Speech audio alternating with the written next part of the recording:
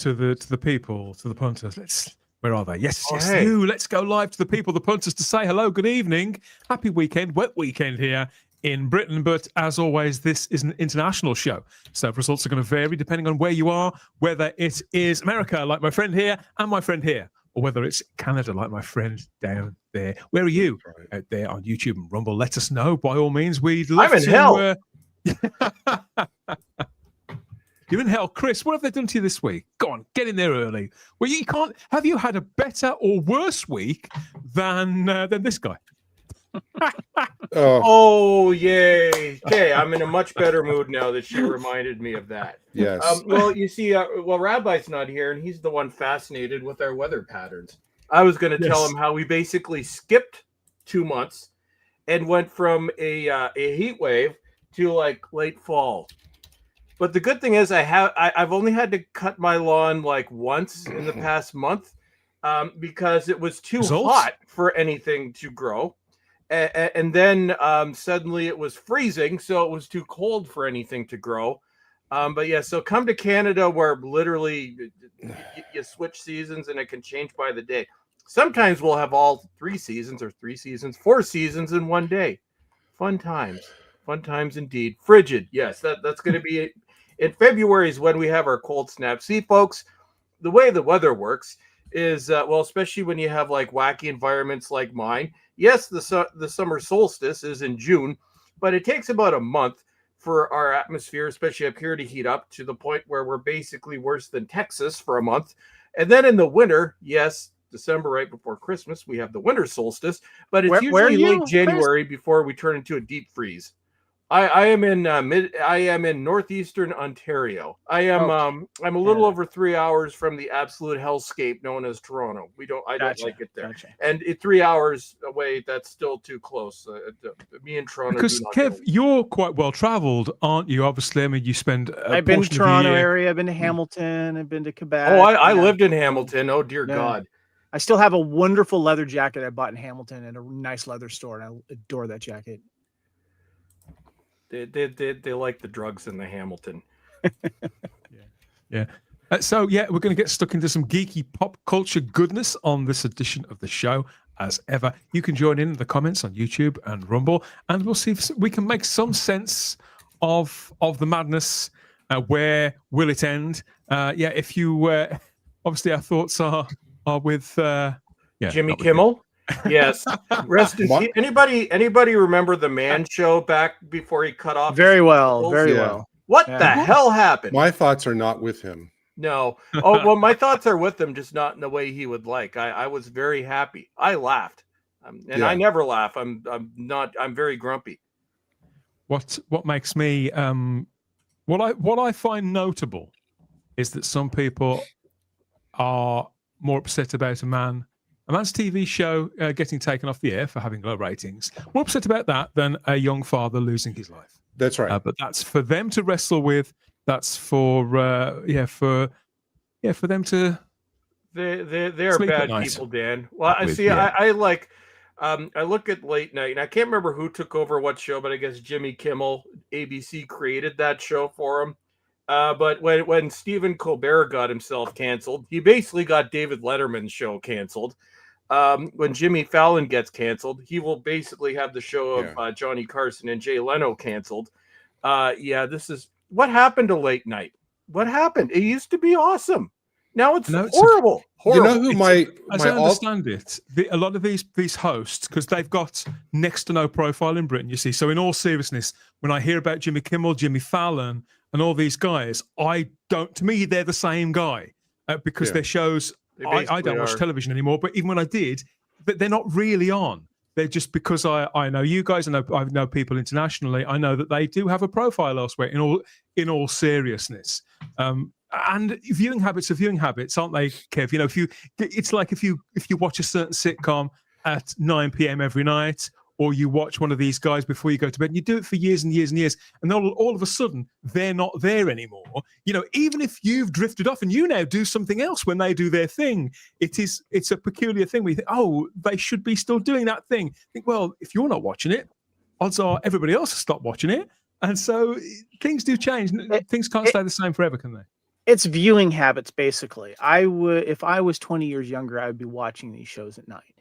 And because I did, but now I'm a guy who has to get up at 2:30 in the morning for work, so I'm not going to be watching those shows. When I watch these shows, it's always in the video shorts with their interviews that always get up, and they're very smart about it. These shows put their interviews of the stars or the opening monologue up on YouTube or on Twitter or whatever it is. So if you want to catch a sample of this stuff, or the important things that come out of each of these shows, you can. That's the way it's feed, and they know about it, and that's the way they market it. And I know Fallon for years because I know him through Saturday Night Live, and I followed him. He's also the host that does a lot of the singing. He has his own little thing, and I know Kimmel from the Man Show. I know him as a stand-up comedian, and now he's kind of become one of the top guys to go to host shows as well, whether it's the Oscars or something like that. And he's situated right down there by the Disney Theater. Next to his theater is the Disney Theater, the El Capitan. And whenever you go down to Hollywood, if you're a tourist, they're always trying to get people to fill up those seats and stuff like that. And they'll also have a man on the mic street situation right outside where they interview people coming by with some type of funny little topic that they're going to introduce to their show. So he's entrenched right down there on Hollywood Boulevard next to ironically enough, Disney, right next to the famous El Capitan Theater, where they host all of the main Disney-related movies and stuff like that. I know who all these guys are because I've grown up with them. I've seen their shows. I have the first season of the Man Show on DVD. That's kind of hard to find nowadays, by the way. And so I've seen these guys all kind of grow up through, the ranks and stuff like that. And they all have good shows and have really good guests. And I've seen the ongoing skit between Matt Damon and Jimmy Kimmel, how they supposedly hate each other for years. And they've had a lot of fun with that skit going on. And deep down inside, they're friends, so yeah. A few weeks ago, we commented on the collapse of the Howard Stern show and how that had been on, I think, for 30 years, something like that, on the same longer than that network. Yeah, I think he's gone from network to network, hasn't he? But this current model of it, he was on XM for 19 years, and then radio in the US since I think like 1980. Did I miss something? He's still on the air. So what am I missing? I think he's quitting, but he hasn't left yet. They've told him they're not renewing the contract. Yeah. I think it's called Sirius Radio, something Sirius like that. Right. It's getting gradually sort of wound down. But what tends to typically happen is that networks get dissatisfied with numbers that come back with a massive decline. As I understand it, from what I've been and looked at that whole Jimmy Kimmel thing objectively, see what was going on, and I see that his ratings have halved in a year. You think, well, people are going to be asking questions about this, and apparently relationships between him and the people at the studio were getting frostier and frostier.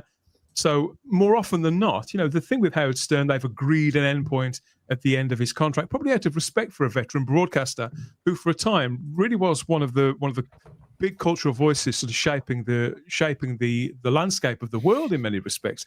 But with Kimmel, I think it's when somebody says something that's erroneous and irresponsible that would usually probably cause ructions, then it's an ideal sort of excuse for them or reason for them to finally say, look, mate, come on, we've been looking at this for a while. Bye, Felicia.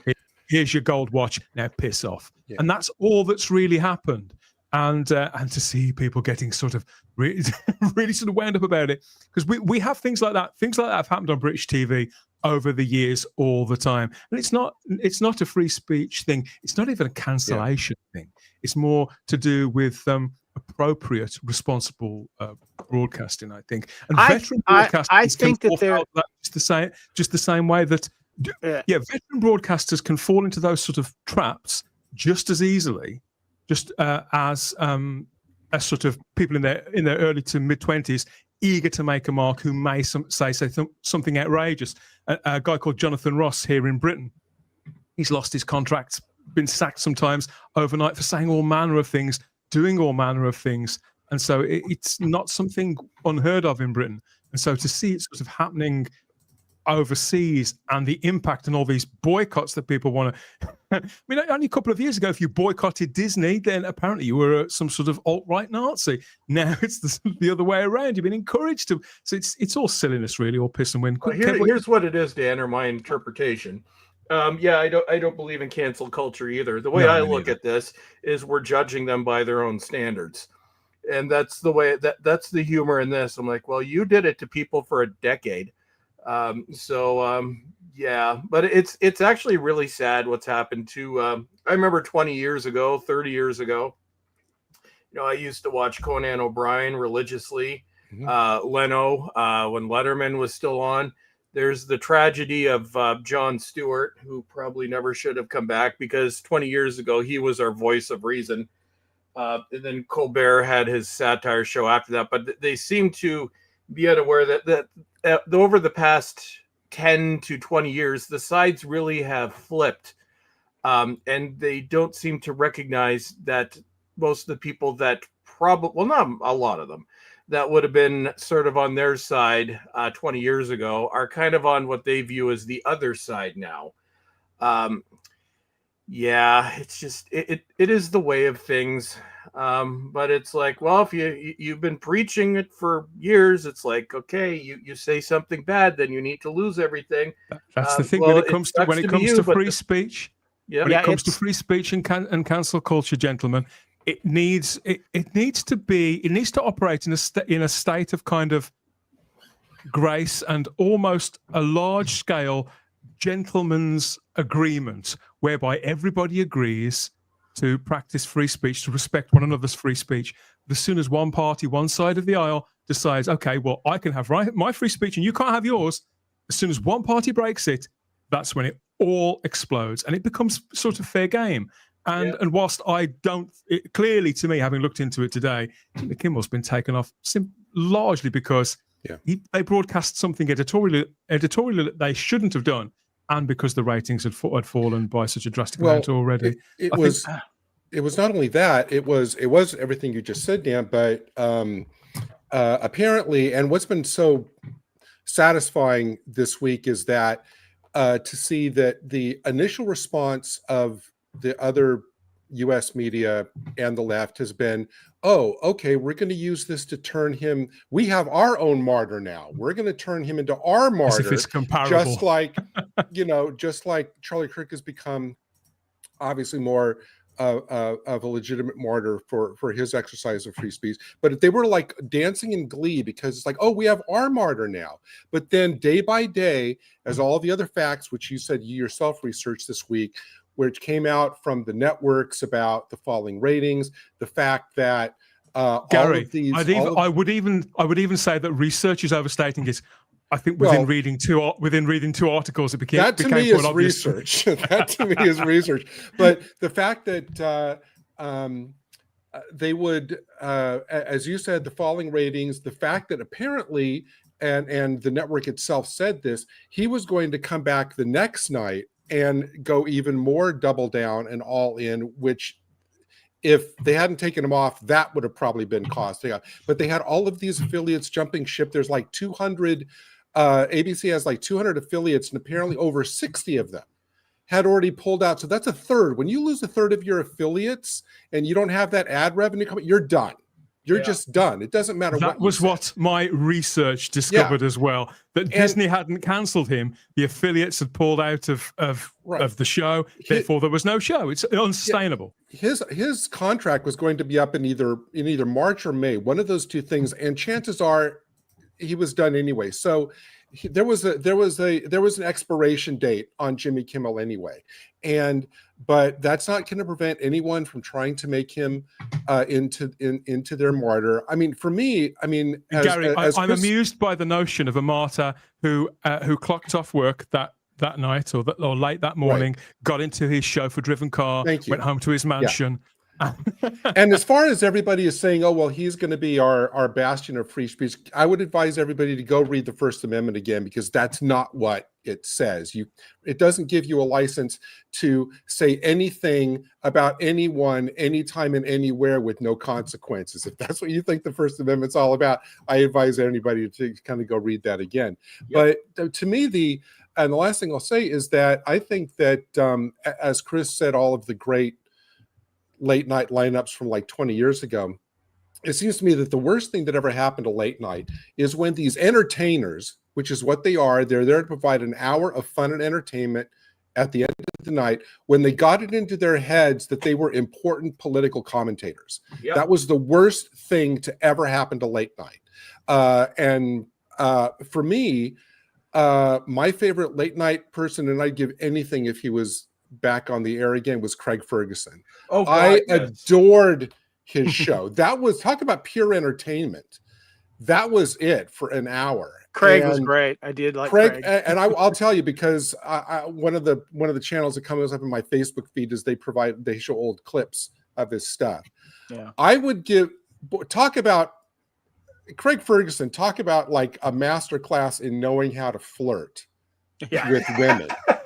There's YouTube crap. videos of him like flirting with chicks that he guested on. I mean, the women, it's like, oh my God, it's like what I wouldn't give it to anything to be Craig Ferguson, because I mean, he was he was like, he knew how to do it. They responded. It was like every night, it's like was watching it. It's like, oh my Lord, you just sit at his knee and learn. You got to watch those Scotsmen, for all their bluster. Don't leave them alone with your wife. Any of these networks would do worse than to call Craig Ferguson back and say, hey, would you like to come back? They could do a lot worse than that. Look at who he was replaced with, who, by the way, is gone. It became, originally it was the Late Show with Craig Kilborn. He was what I would call a jerk, but in a funny way. Then you had Craig Ferguson. Then it became the Late Show with James Corden. Yeah. I'm not sure. I have a feeling though that Kimmel and as you mentioned, Howard Stern, they're going to land on their feet again. Someone else is going to pick them up, because a lot of people have been tuning into Kimmel for his political view and his distaste for Trump. Can't be that many, Kev, because the ratings have halved. Well, he had a niche viewership, and a lot of people, I said, maybe the show itself, ratings went down, but people were still watching his other stuff on YouTube and whatever it is venue that they're putting on. So you would argue that he still had a notable profile. Yes. Yeah, and people were always talking about him. But like I said, people aren't staying up for late shows anymore like that. Yeah, so you're not getting the hard viewership. You may see those go down, but people are watching their stuff through other aspects, other venues. This is how I've been watching Saturday Night Live for the last 3 or 4 years. I have not been staying up at night recording it and watching it from 11:30 till 1 o'clock in the morning anymore. I go in, and they know this because they've been posting all the skits. They've been posting all the monologues. And this is how you can feed and watch all of these late night shows now. That's how people, so even though the ratings itself may say they've been going down, I guarantee you people are watching his opening monologue every night, because if you don't like Trump and you want to see him make fun of him, that's how you're going to pull it in. I suppose for everybody, just really quickly, for everybody that's has been yelling all week, and I almost had to kind of turn off the news because it's like I was just so sick of the litany of it. For anybody who's saying, "Oh, this is cancellation. Oh, this is censorship," no, it's actually capitalism.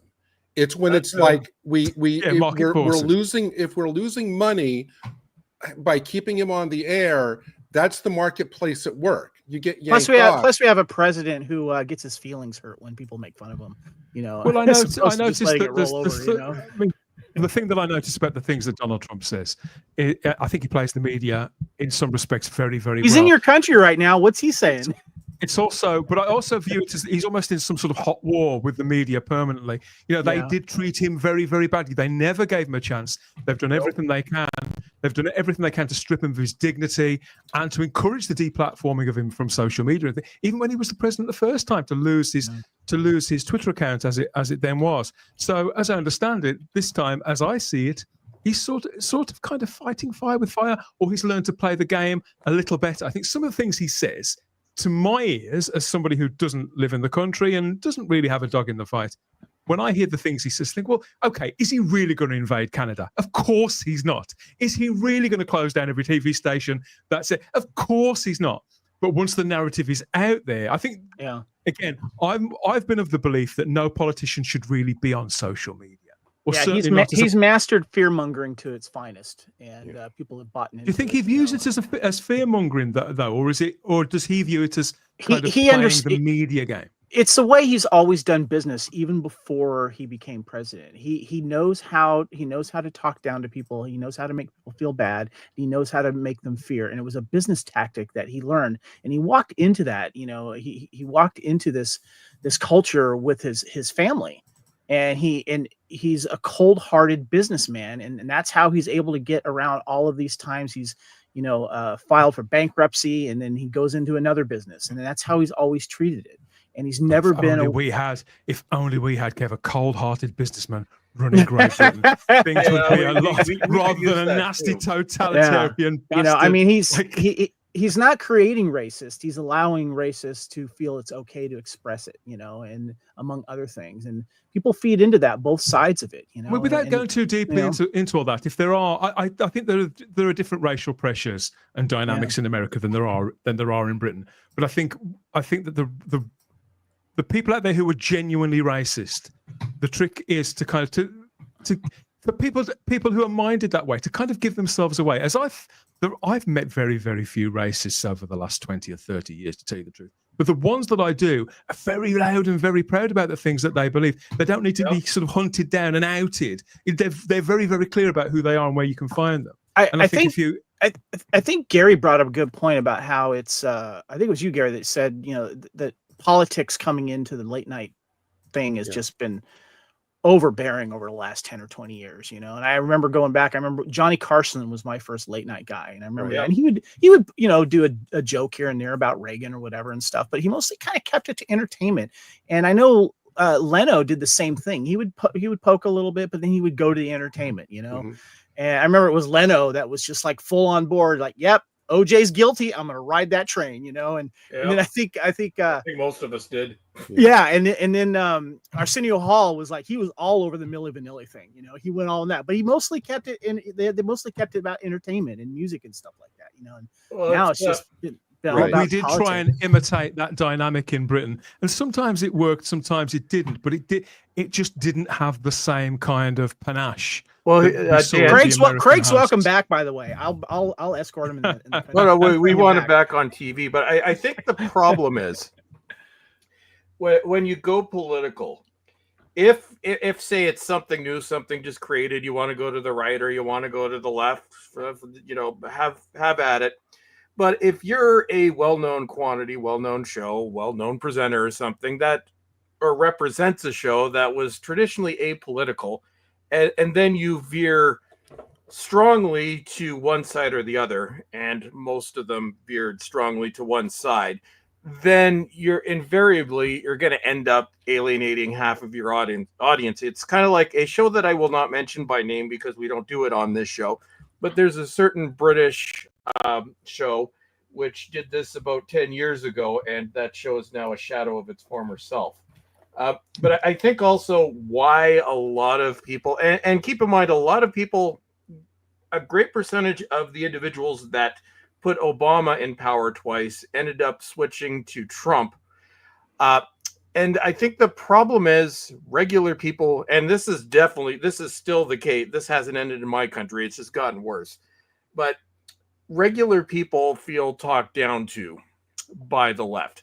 Where it's like, you know what, you're a racist, you're a sexist, you're phobic this, phobic that. I'm like, no, I'm not saying I was that. They're not saying it was that. You're treating, when you treat an entire demographic as if they are beneath you, then you're going to end up with issues. I think everybody loses ultimately. I think, Chris, everybody loses in the equation sooner or later. And that's what I was saying about free speech. And you can't have, it's unsustainable to have a situation where one side is allowed to have free speech and the other isn't, because sooner or later, the plates shift, the pieces on the board may swap out, and it's not always going to be the same. We all would wish to be treated as we would, or we should all treat other people as we would wish to be treated, because we never know when it's gonna change up, and exactly. Yeah. Well, Dan, I always believe. Well, there are more grey areas than black. There are more grey areas than black and white areas. It's my general philosophy of it, and what we're now seeing is a sort of course correction, a changing of the tides. Definitely a change of culture. It seems in late night TV. Let us know what you think in the comments of course, as we head off back to more geeky topics. Now, I think to start the show proper, thank you everybody who's joined us so far. Let's get into it. Where do we go first? I think we'll have a quick bite of this. Planet, Circle, status, ward. Heinz invaders identification. Armbound. Input. Nodule. Vax. Dex. Seeker. Invaders fire meteors. Together, they're a team. Together, they're Heinz invaders.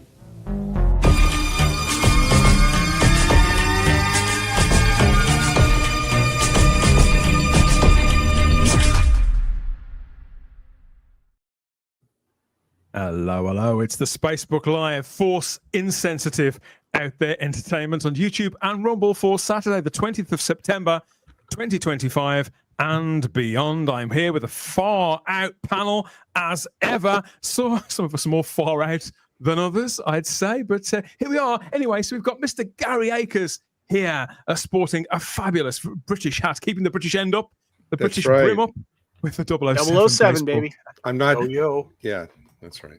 I'm delighted to welcome back Kevin Reitzel here of the Fandom Podcast Network, Culture Clasher, True Believer, Hair Metaler, and everything else. Kev, welcome back. Looking forward to hearing what you've got Thanks. to say. Thanks. It's good to be back. Good to be back. And the one and only Mr. Bowles Trek, our mate Chris, back with a brand new icon and a brand new sort of attitude.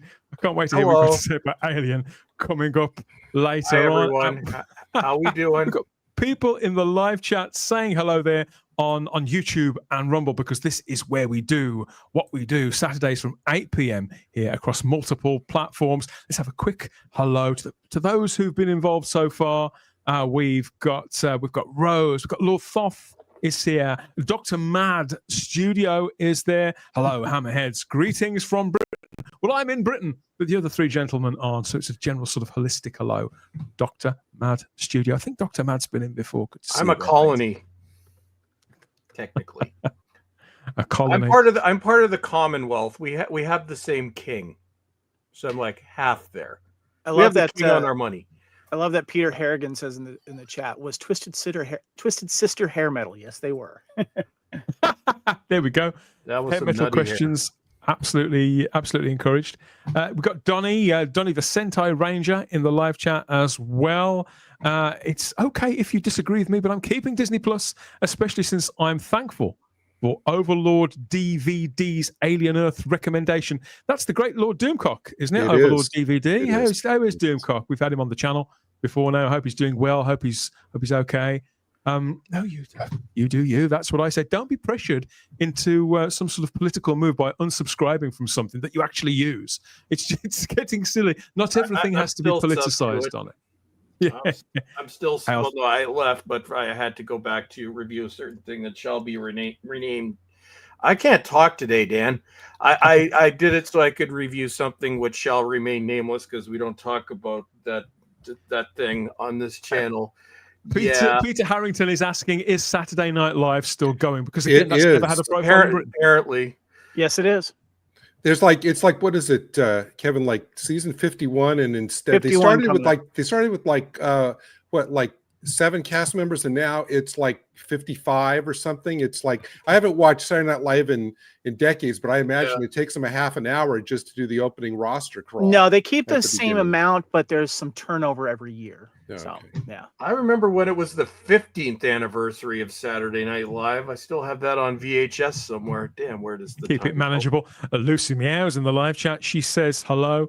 Got Pete. We've got Dalek Lives Matter as well.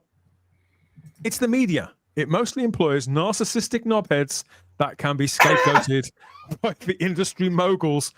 Harsh words, DLM, but in many respects. No, that works perfectly, Dan. I think that's going to be our name from now on. I love these British. That would be a great You're band knobheads. name. That would be a great band name. The Narcissistic Knobheads. Okay. Could catch That's on. hard. That doesn't roll off the tongue though. Who else? Yes, we've like that, though. got various picks for favorite late night hosts in the live chat. Does seem to be a lot of variation there. We have Trev Retro in the live chat too, who's having a bad hair day, it would seem. but plenty of have product hair. has sorted you out, Trev. Good to see you there, mate. And who else is here as I shuffle my way down? Mark's in as well, keeping the British end up. Yes, Gary is. There you go. Indeed, yeah. And yeah, lots more to come. Okay, so thank you everybody who's aboard so far. Let's get into it, and then later on we'll be getting there. FX and Hulu's brand new Alien Earth show as it works its way to its conclusion. Don't miss that latest review of episode 7, and you can be sure there's lots more mini black holes that we're going to get trapped in on our way wherever it is that we're going. Autumn, it's British autumn time's about to kick in, which means British summertime is over. If you're in Britain, it was always hard to tell the difference, to tell you the truth.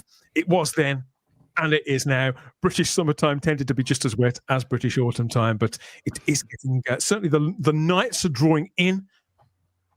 Definitely, it's getting a little bit colder, and it does mean that the conversation will get somewhat cozier one way or another. So let us know how you're finding it and whether you're layering up yet, I suppose, how you're at with all of that. Okay, first of all, I wanted to mention this, to acknowledge this, because although I think we went into it in some depth last year, because we dive around the various corners, I suppose, of the geek universes, so the Marvel universe, the DC universe, and everything that sort of crosses over. But one thing I've found in recent years, Kev, is that all of a sudden everything's got a day. Every franchise has claimed its own day of the calendar. The Star Wars one kind of speaks for itself, but there is a Batman day. Not quite sure why, because it's not even on the anniversary of the creation of Batman, and there's not really any Batman news. I mean, the last Batman news that we heard wasn't very good news. It was that Alan Rickson wasn't going to be Batman in the DCU. That's what we call bad news, Kev. Bad news. Did you see that? I heard about this. Yeah. You know, I think he's just kind of stuck in a well, not stuck, but you know, he's got something going on right now with Reacher, and Gunn has his own kind of plan, I guess. And I mean, you still have to account for the Robert Pattinson movies. You know, apparently they're still in there somewhere. But yeah, a lot of fans, including myself, would love to see him be Bruce Wayne. Bruce Wayne first, then Batman, because you got to nail Bruce Wayne. You got to nail Bruce Wayne, and I think he would personally. But yeah, me too. It may be by next Batman Day, next September. It's always on the third Saturday in September for no reason that I can detect. Is it someone's birthday? I mean, maybe it's Bob Kane's birthday or something? I mean, yeah. Could be. So they declare this is a worldwide celebration of the DC Comics superhero that's organized by DC Entertainment and Warner Brothers. And it just says here commemorates the legacy of the Dark Knight across comics, movies, television, and video games. I mean, strangely, we're in a position now where the last Batman, the incumbent Batman for me, is once again Mr. Michael Keaton after that Flash movie. Because I think that came out after Robert Pattinson's Batman. Or am I imagining things? Well, you got that wrong, Dan. The last Batman that we saw on screen was George Clooney at the end of that movie. Technically, George Clooney is incumbent Batman. So Batman and Robin, 28 years later, when was that? Like 25, 26 years later, finally won. So George Clooney is Batman. And actually, the '89 Batman was just coincidentally on HBO this morning. So I was sitting down getting something to eat and watched it for a few minutes. I have to ask, because I will not apologize for my fan. I love the '89 Batman. It's one of my favorites. I think that car is my favorite. But I have a special place in my heart for Batman Forever with Val Kilmer. I love that movie. Oh no, I actually, Kevin, I agree with you. Batman and Robin is special in every terrible way, but it's hilarious. No, I didn't realize until several years after it came out that there was so much hatred, because I don't remember people hating it at the time. I saw it 3 times in the theater, twice the first week. It's got some great villains in it. Jim Carrey at his height, you know, and Tommy Lee Jones. I would really like to see the I mean, supposedly there's like an hour of footage that they cut out, and like there's a director's cut supposedly floating around out there somewhere. I'd actually really like to see that. they've announced, because obviously Joel Schumacher died about 3 or 4 years ago. And so we talked about this when Val Kilmer passed away, didn't we, earlier in the year? So all of that footage that still exists, because Schumacher dearly wanted to put out a director's cut. And there have been sort of screenings. I would Kevin love Smith that. organised a screening of some material, but I don't think it's ever been assembled, Kev, into a proper estate that could be certainly screened in every multiplex. Sign me up for that world. 4K steelbook. I'm all about it. I will like it. Maybe next Batman Day. I like the original one though, because that's happy memories. It was like happy. It was like the summer I turned 17. It was all fun. But I think the problem with Batman Forever, and it's one of these situations where I think everybody confuses that with Batman and Robin. Same director, I guess, similar visual style, possibly, except one is really good, one is not so good but hilarious. Yeah. Well, see, I always thought that like one of my like sleepless nights, this is the kind of thing that goes through my head. Why wasn't the third movie called Batman and Robin? Because that was the debut, and then the fourth movie would be called Batman Forever with Alicia Silverstone. No. But I know here's the thing with the third movie, and it's very similar. Superman and Batman had the same thing. Everybody claims to hate Batman Forever now. I love it. Everybody claims to hate Superman 3. I genuinely love Superman 3. It's probably my second favorite Superman movie. But then both of them have that fourth movie. Wait, Dan, wasn't it you who said you like Quest for Peace? Somebody here said that recently. I've got a soft spot for Quest for Peace. I wouldn't say I liked it. I begrudgingly sort of enjoyed parts of it here and there, should we say. It's great to watch while drunk. I thought all of the Smallville stuff with Annette O'Toole in Superman 3, that was for me like the best parts of the entire franchise. I thought that was really, really well done. Still haven't seen, and to this day I have not watched a single episode of Smallville. One of these days I will. There you go. It's all about Superman at the moment. So sorry, Batman. Even though it's sorry, Batman dude. Day, yeah, we're going to have to wait a little while. I think. I mean, I think they've just put back the filming of Robert Pattinson's second Batman. The script's in hand, so we'll probably get that at some point. Or I don't know, will we? Won't we? I'll believe it when I see it, to be quite honest. And when it comes to the DCU, I'm more than happy with what's on the slate already. Very keen to see what they do with Clayface, which you could say that could count as part of Batman Day because it's in that universe. So everybody out there who's celebrating Batman Day, whether you're just wearing Batman socks, whether you're going out in the small hours, aloft the streets of wherever you live to deliver your own justice for however long, let us know how you're marking Batman Day. Have you gone back to Batman Forever? Have you been playing one of those video games or just breaking out small comic books from when you were a kid? Let us know there in the comment section by all means. But what I have been looking at is something from over in the Marvel corner. So there's no Doomsday yet. There probably will be eventually. Everything's I see what you did there. Everything's going to have a day, Kev, isn't it? Dr. Doom, to my way of thinking, he is still the Marvel supervillain. Regardless of the Green Goblin, regardless of Thanos and all these other characters, Magneto even, everything that's come with the explosion of superhero movies, for me, it's still Dr. Doom. Made his debut all the way back in 1962 there. Shortly coming to the screenplay by Robert Downey Jr., of all people. He'll be behind the mask. But I'm a bit more interested in the detailing of the mask itself right now. How on earth is this character going to look up on the big screen or back up on the big screen? They have done it before, obviously in those 2000s movies, but this is a bit of a do-over. Isn't it? And we do have our first look at what the MCU's Doctor Doom is going to look like. This image was shown at a trade fair recently over in China, and we get to see here some. I mean, I suppose this could change, but it does seem very Marvel. This is totally legitimate. It was on site at a Disney fair, a sort of trade fair. So what do you think, any Doctor Doom fans out there? And what do you make of this translation of the character? Kev, you're a big comic book guy. You know, it's interesting. I'm not terribly excited for the look, but it definitely looks like Doctor Doom. And when you were talking and showing this picture, the first thing I was thinking of, and as I alluded to earlier with Batman, you got to get the non-monster guy right first. Robert Downey Jr.'s got to play Victor Von Doom or whatever, however they're going to play his name. We got to care about him as a person first before he dons all of this. So I really don't care what he looks like, because I've seen so many interpretations of comic book / TV stuff going to the movies.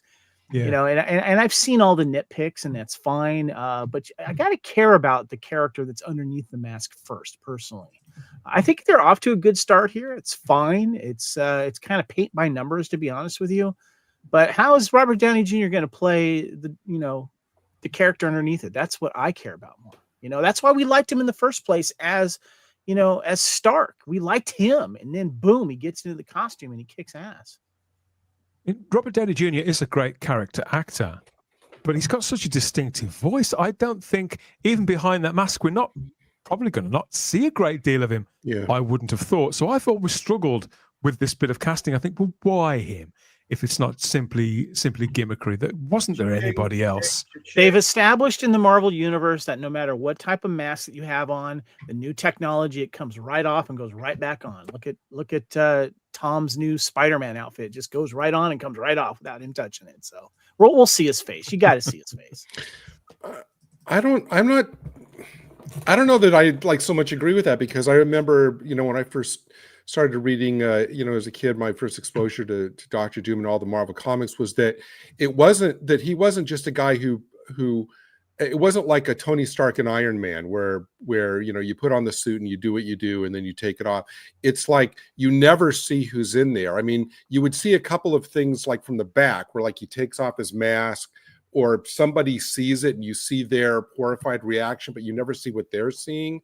And I'm maybe the mind is playing tricks on me, but I remember something, maybe this was like during the Byrne run where they did show his face and it wasn't scarred and disfigured. There was only like a little small mark there, but in his mind that was not perfection. So he cloaked himself in this mask. I'm sure the story has gotten retconned over the years and stuff. But for me, Dr. Doom should be like Darth Vader. You should never see who's underneath what's underneath the mask. That's just me. I agree. It's a curious state of affairs that is going to be introduced in an Avengers movie as well, Avengers Doomsday, rather than the Fantastic Four film. But then again, that film, there was a lot of pressure on that already, and Doom having been part of the previous sort of set of films that they put out, maybe they thought it was advisable to keep them separately this time. But the origin of Doom is tied to Reed Richards. The idea is that they were students together, and Doom had got disfigured in some sort of accident in a lab when they were at university, and so this sort of fierce rivalry between them had sort of blown up out of that. So to detach him from that origin, I think is a curious thing to do. So we'll see, I suppose, how it works itself out. But I'm actually quite keen on most of the look of Doom for the MCU. I just think the mask is a bit much. For me, the mask should be why he always looked so frightening was because the mask was so harsh. It was so flat and almost inhuman and brutalist. Now it kind of looks a little bit like every other generic kind of. It looks like Ultron, for example. What they did with Ultron was also very generic, and Kang's mask and all this kind of thing. I just think it's a little too much in the house style. But everything below the neck, the chain mail, and all these various sort of sashes and textures, I do quite kind of like that. But I think the simplicity should have probably been kept for the mask itself. Yeah, if you look at the Jack Kirby art there on the left, it almost looks the classic Doom look has almost been kind of almost like robotic, where it's almost looks like a robot there wearing a green cloak. But of course, we know there's, a man inside. And I'm kind of like with Kevin. I mean, I think that there's a lot that's appealing about, that costume. It's very kind of stylized, good looking. I'm not gonna. I say something that a really, really, really talented kind of cosplayer would come up with, but it seems like they're concerned with now making Doom like this really kind of like almost like a cool buff dude, with the face here on the right that looks kind of human, more human than his comics look. But I kind of see your point, Dan, where there should be something inhuman about That's the how character. I see the character. Rather than him using the metal to fashion himself sort of true human-looking cheekbones and things, like the rivets should be big and brutal and like they've been sort of hammered in or spot welded in. And it should look that it could be painful for him to wear that. Where I don't know. I mean, like you say, Kev, these are probably nitpicks. And if he's foreboding enough on screen, that'll be the proof, won't it? That will be whether they've got it right or not. Yeah, we'll probably get this version probably first before we see Downey come out of the mask, because we need to be afraid of this person. And then if we're afraid of the mask first, and then we get to be afraid of the person inside the mask even more, that'll make great impact. Appetite for MCU movies is probably lower than it's ever been. Can they turn it around in time for Avengers Doomsday to hit the cinemas? That's coming 18th of December 2026 at the moment. That's the scheduled slot that it has, Chris. More often than not, though, these things do change, don't they? Things haven't gone terribly well for Marvel this year, not as well as they would have hoped. I'd say this represents a kind of a last chance for them to bring it back, bring back the heroes. We're all for bringing back the heroes here at the Spacebook Live, preferably the old school, Sammo Hung, nice. Simpler the better for me, Kev. I have to say. Well, what I'll say about the Fantastic Four and Doctor Doom's outfit, Dan. Yes. Here's my new stance on the MCU after what they served us up for 5 years. I'd rather watch Fan Four Stick, so I abstain. It had no impact on me whatsoever. At least Fan Four Stick is funny in terrible ways. I've never even watched it. Dan, it's a joy. If you ever wanted to watch a movie where literally nothing happens until like the last 5 minutes, and you could tell that it was butchered, it's a special movie. I picked it up in the bargain bin like 5 years after it came out, just out of curiosity, and it still had the slipcover, so that tells you how popular that was. But yes, I will be watching the MCU from a distance, meaning I shall not be watching it. I'm curious to see what other people will say about it, but I'm going to be front row center. I mean, we got a podcast that covers MCU and superhero comics, so I'm right there. I'll be there. I can't break my streak of watching every MCU movie on opening weekend since Iron Man. Wow. Every movie that's been released in the theater since Iron Man, I've been there, and I'm not going to break that if I can. It's unfortunate. It's unfortunate that for such an iconic figure as Doctor Doom, who I think probably has fought in the comics like every single superhero that Marvel has ever created. But it's unfortunate that we got the slow reveal and percolating story of Thanos, with gathering all of the Infinity Stones and stuff over the course of 10 movies. And now bringing Doctor Doom in like this, and I'm not wishing, ill on the movies. I'm kind of like, I was right there with Kevin. To Endgame, it was like first weekend every time. Then I would watch them again a couple of times when they were released on video and all of that stuff. And then, Endgame was kind of my jump off spot. But it's unfortunate that they didn't give Doctor Doom the slow rollout to where in some senses now it almost feels kind of like a Hail Mary last chance pass for the MCU to bring in Doctor Doom when he really deserved the same treatment as Thanos. Scroll him out over like a handful of movies to set it up. The real reason was because that guy who played Kang got involved in some accusations, and I think there's either a trial or there's a court case or something or other. So I think they swapped the character of Kang out for Doctor Doom, which is a massive. I'd have just recast Kang myself. Perfectly great character, but that's it. They make these decisions. Emery is in the live chat and reminds us that he put the mask on still hot. Oh, okay. from the Foundry. Yeah, that's as I remember. I'm sure I read that or saw it in one of the cartoons. And also says that the best Doctor Doom we ever got was probably Clytus in the 1980 Mike Hodges Flash Gordon film, one of my favorite all-time movies. Thank you for the. Yeah, I'd forgotten about that. Are your men on the right pills? Yeah, that's great. That's to me how it should look. That is how it should look. It's all becoming a bit like fan fiction says DLM and Doom says just Doom. Victor von Doom. Okay, if you're a fan of Flash Gordon, you got to get the Ted 1 and 2 and Oh my Flash gosh. Gordon DVD pack here. This one's great. It has Wow. all 3 films, because if you've seen the Ted movies, you know that Mr. Flash Gordon is in both of them. I And have prominently. that somewhere. Wow. Well, I Absolutely. must say, Dan, That's a great cover. Yeah. Marvel is doing what DC did 10 years ago. We need to shock people. I know Batman v Superman. You didn't develop anybody. I don't care. Okay, now let's. What are we gonna do now? No, Justice League. You really didn't develop. Who cares? What could go wrong? Then we saw Exactly. Whatever could go wrong. If only they had something to guide them in the workplace, Chris. If there was such a thing as a PSA.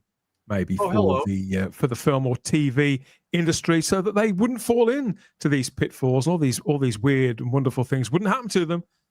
Wisdom could have been passed down, couldn't it? As has been to us all through various public information films and public service announcements wherever we live, all over the world. And you've got another one here from your home country this time, haven't you? About this one takes place in a kitchen rather than a university lab, but there could be some crossover. Well, yes, this is this. If you want a Final Destination short, this is one of the best examples. So this was the first one that we showed on this this little segment when we decided at the last minute to do it about a year ago, and it aired without sound, so it lost half of the impact. But this is one of the most notorious Canadian PSAs, easily one of the most horrifying. Yeah, so we're going to learn today about kitchen safety and about making sure that there isn't water on the floor, and and not being stupid with a can or with like boiling grease things and skin and various things that can cause skin to, maybe peel off in certain situations when things are really bad. So I think we're heading into spoiler territory. Okay, yeah, spoilers. So let's go. Here it comes, everybody. Here it comes. Never too old to learn something. I'm the sous chef here. With any luck, I should be head chef by next year. Oh no. I've got this amazing fiance who I won't be marrying this weekend because I'm about to be in a terrible accident. But really, I should have cleaned up the grease over there, and they should never put the deep fryer so close.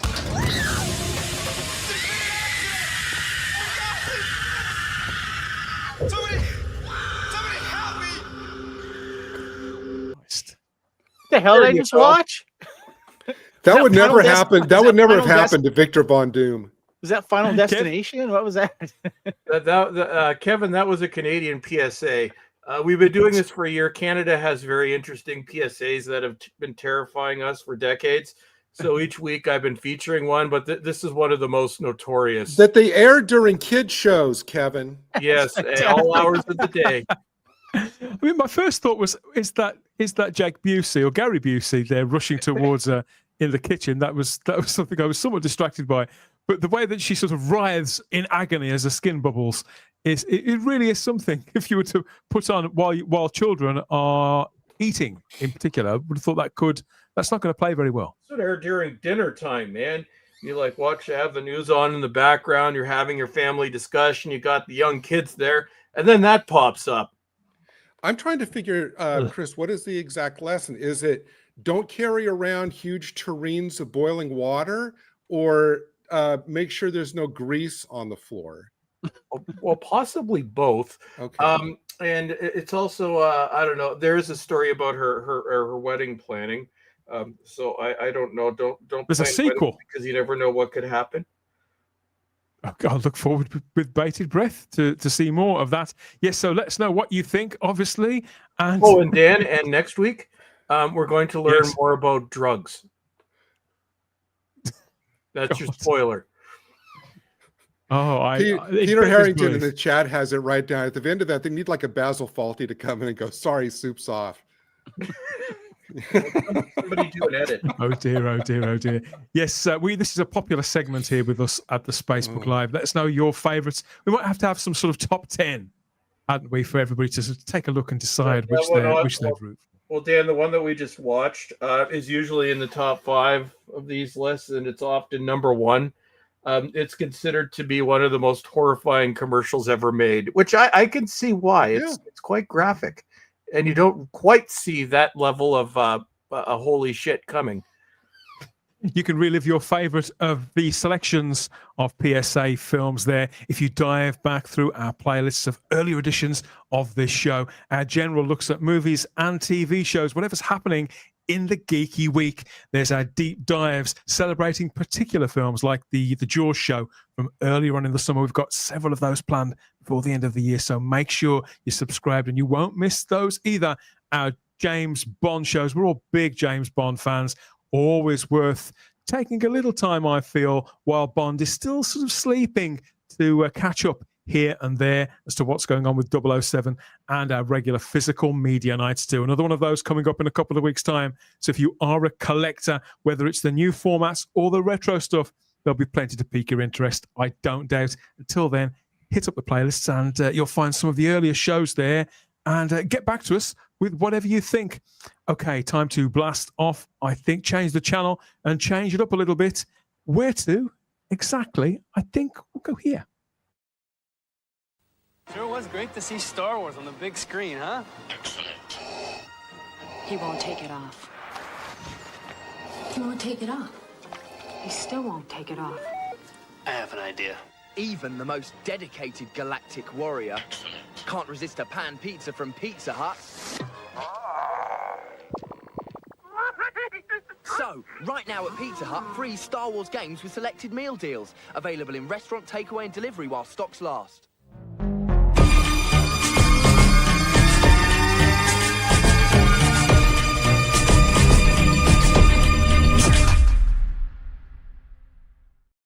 Great.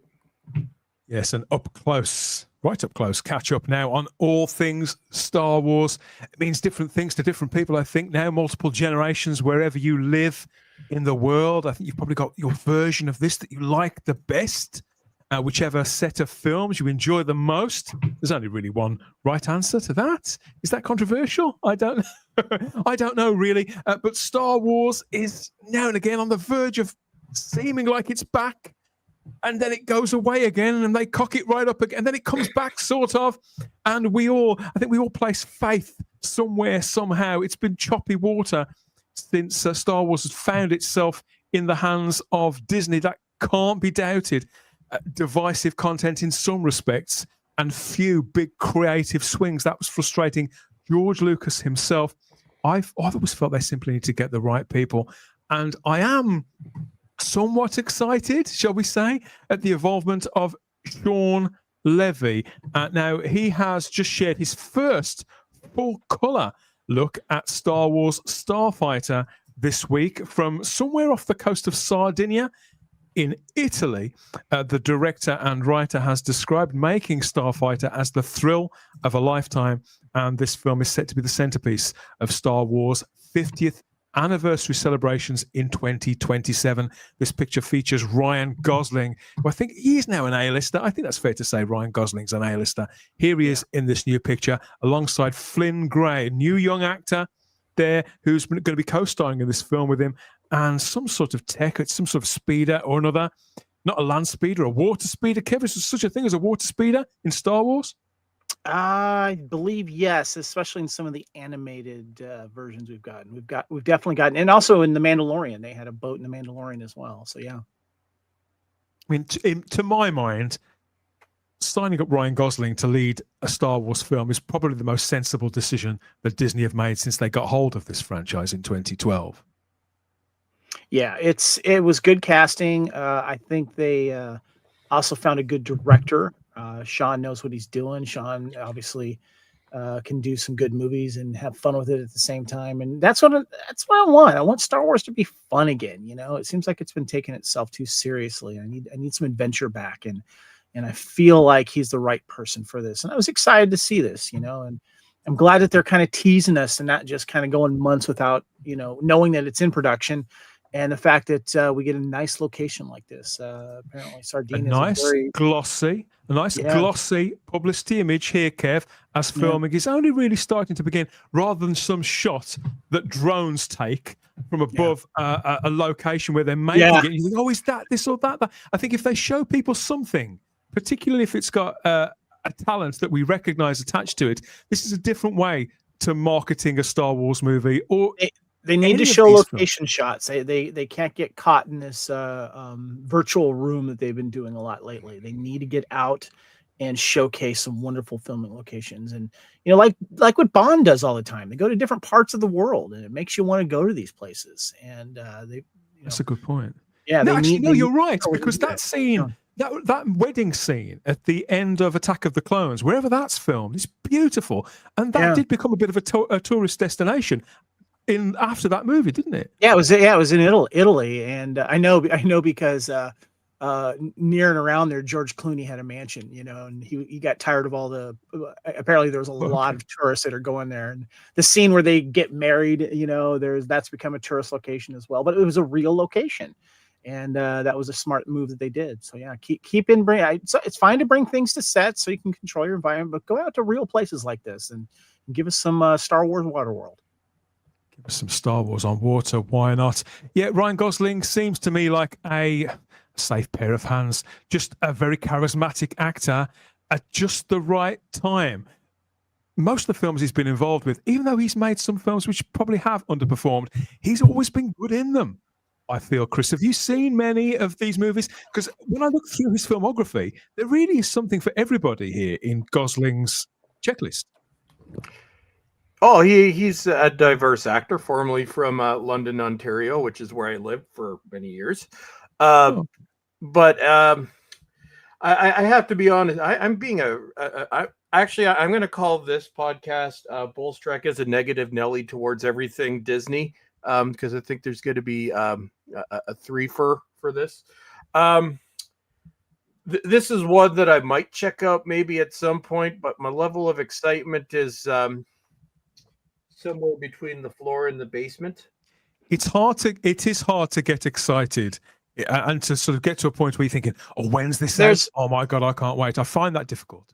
There's a movie here that needs to be mentioned that really put me on. I'm a fan of this guy. We have a term here that we use loosely in the States called, I'm going to buy season tickets for this actor or this director, meaning I'm going to go see everything that they're in. The movie that's not shown in this picture here that I really got bought into was the movie Drive that he did. Oh God! Where he wears the famous, there you go, right there. You got it. Did you really think I wasn't going to mention Drive? This is why I love you, Dan. This is why I love you. This was the movie that sold it for me, and then the other one that confirmed it for me was actually, not just like La La Land, which is great. Yes, but it was. There's two movies that he did that sold it for me. Was Crazy Stupid Love, because the dude is freaking funny in that movie. That's and good looking movie. And charismatic. But also, too, recently Fall Guy. He's a funny guy. Yep. He's good looking. He's funny, and then he could do these serious things as well. And I might have a little man crush on him. I'm just gonna say, but anyway, because Fall Guy was a bit of a mess, but he was so good in it, and so was Emily Blunt, wasn't it? Yes, he was. They were both so good in it. You sort of stayed with it, even though it was a bit shit. And if somebody can lift something like that, if an actor like this can get me to the point where I'm thinking, maybe I will watch Barbie. And by the way, did you guys see his Oscar performance singing Ken? Did you see that at all? Anyone? I didn't really. This song was nominated for an Oscar, and he killed the performance. And he was one of the best music performances of that Oscars. And on top of that, he brings Slash out to do the guitar solo from Guns N' Roses. It is hilarious. YouTube it, the way he starts it, and he kind of comes out of the audience and he's looking at Margot Robbie, and then he gets into the full production. This guy knows how to make fun of himself as well. he knows a little bit of everything, and so I'm really excited that he's going to be for a Star Wars celebration. We do say celebrating that Tom 50th Cruise is anniversary. the last movie star, but honestly, and there could be some truth to that, but I'd say Ryan Gosling is sort of getting there. In my view, the man Drive is quite versatile. Well, don't forget, Dan, he was also in. Well, in my view, Drive is a modern classic, Chris. There's no doubt about it. Everybody should see this film. It's absolutely brilliant, and it's a star-making performance, just as Kev said. Well, you have to admire the guy's versatility. He was also in all the ladies swoon over the Notebook, so he was in that as well. I think that's technically still one of his biggest roles. It's one of these situations, Dan, where I like the actor, so I'm interested in it for that, but I've come to kind of despise the franchise, so that's kind of where I'm torn. Star Wars, for one of those, is kind of where I am with Star Wars after the past decade. Is bored was a long time ago. I've reached the I don't care. I don't know if you can ever interest me in this again, but I would be interested to see his performance. So so Dan, you can watch this and let me know what you think. Well, the reason why I think they've hit a particular sort of gold with this is because they can't just go back and literally remake, even though it's the 50th anniversary. They can't go back and just go over old ground again.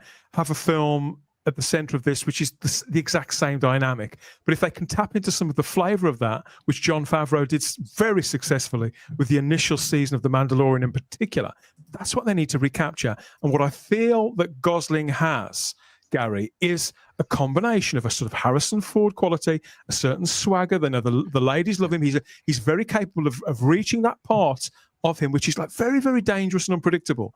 And yet, with the blonde hair and the blue eyes and the white smile, there is also something of the innocent farm boy about him as well. I think he's got everything that people liked about both Harrison Ford and Mark Hamill in that original film. If you can roll those two characters into one and then maybe take the franchise somewhere else just for 2 hours, because apparently this is going to be a standalone film, Star Wars Starfighter, that he's going to be starring in. I mean, what are your thoughts about Ryan Gosling in particular? And that picture?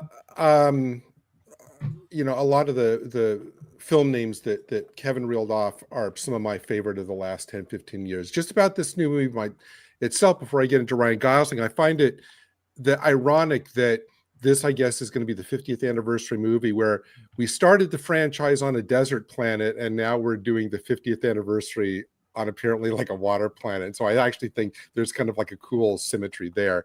But with Ryan Gosling, I agree with Kevin's characterization. He's like one of these movies where the first thing I ever saw him in, and I went, wow, I can't believe how much I like this guy and the way he's playing this character, was in Crazy Stupid Love, which I think is one of the best romantic comedy dramas of the last like 15 years. Agreed.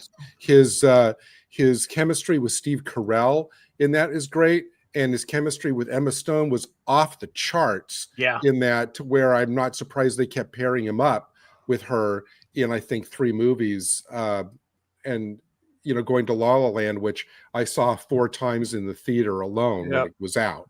But the great thing about him for me is that he always seems, and he did this in Fall Guy and he did it in Crazy Stupid Love and even in La La Land, his characters can be a bit of, you know, a bit of a goof, a bit of a jerk, a bit of like a self-deprecating person, but it never harms the integrity of whatever characters he's playing.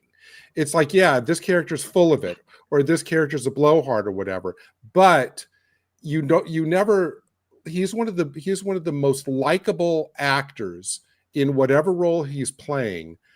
I think is out there. I'm so looking forward to Project Hail Mary, which to me is like #1 on my movies I want to see next year, because when I saw Ryan Gosling was in that one, it's like, yes, I'm in it. And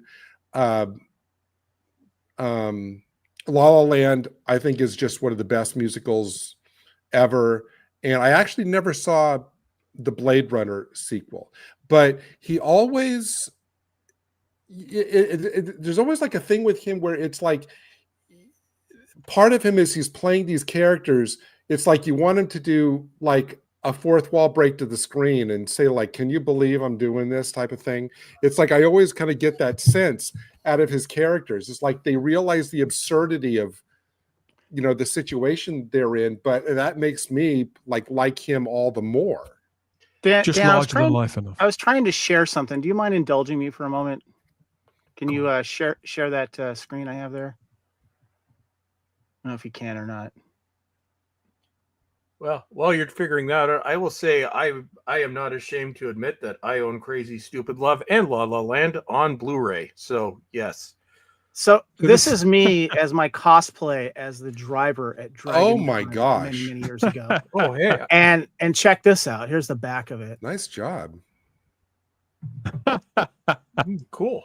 There you go. Yeah. Good work, Kev. People in the live chat do seem to also be fans of Drive as well, including Stephen Braddock. And happy birthday, Stephen.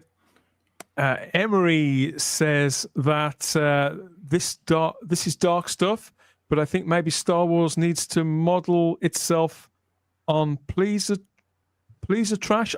Emery, I don't know what you're talking about, mate. I'm sorry, I can't understand that.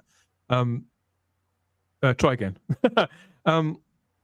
Dark Lives Matter says Ryan Gosling is more watchable than Ryan Reynolds. I think he's a broader talent than Ryan Reynolds. I've got a lot of time for Reynolds as well, but he's become quite overexposed, whereas and he's not really that versatile. I have seen him play straight roles effectively and appear in some really dark films, but not recently. I think he's got stuck in rather a rut, whereas Gosling, I get the impression he won't allow himself to be stuck in a rut somehow, Chris. He seems to make, I don't think he makes great big swings and takes major chances, but I just get the impression he's got a better agent.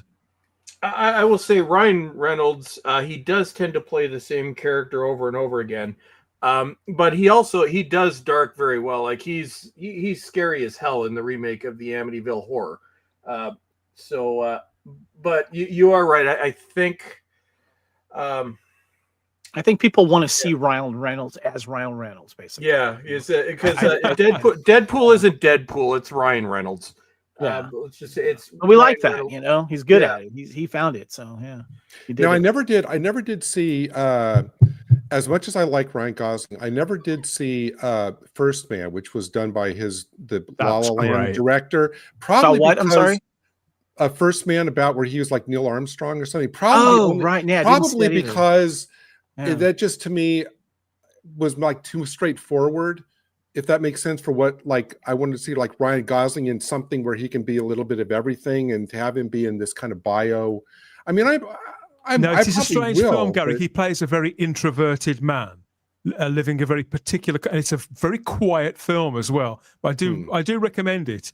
But it's quite long, and it is long and quiet and quite grim. So again, a different. There's no way that Ryan Reynolds could have played that, for example. No way at all.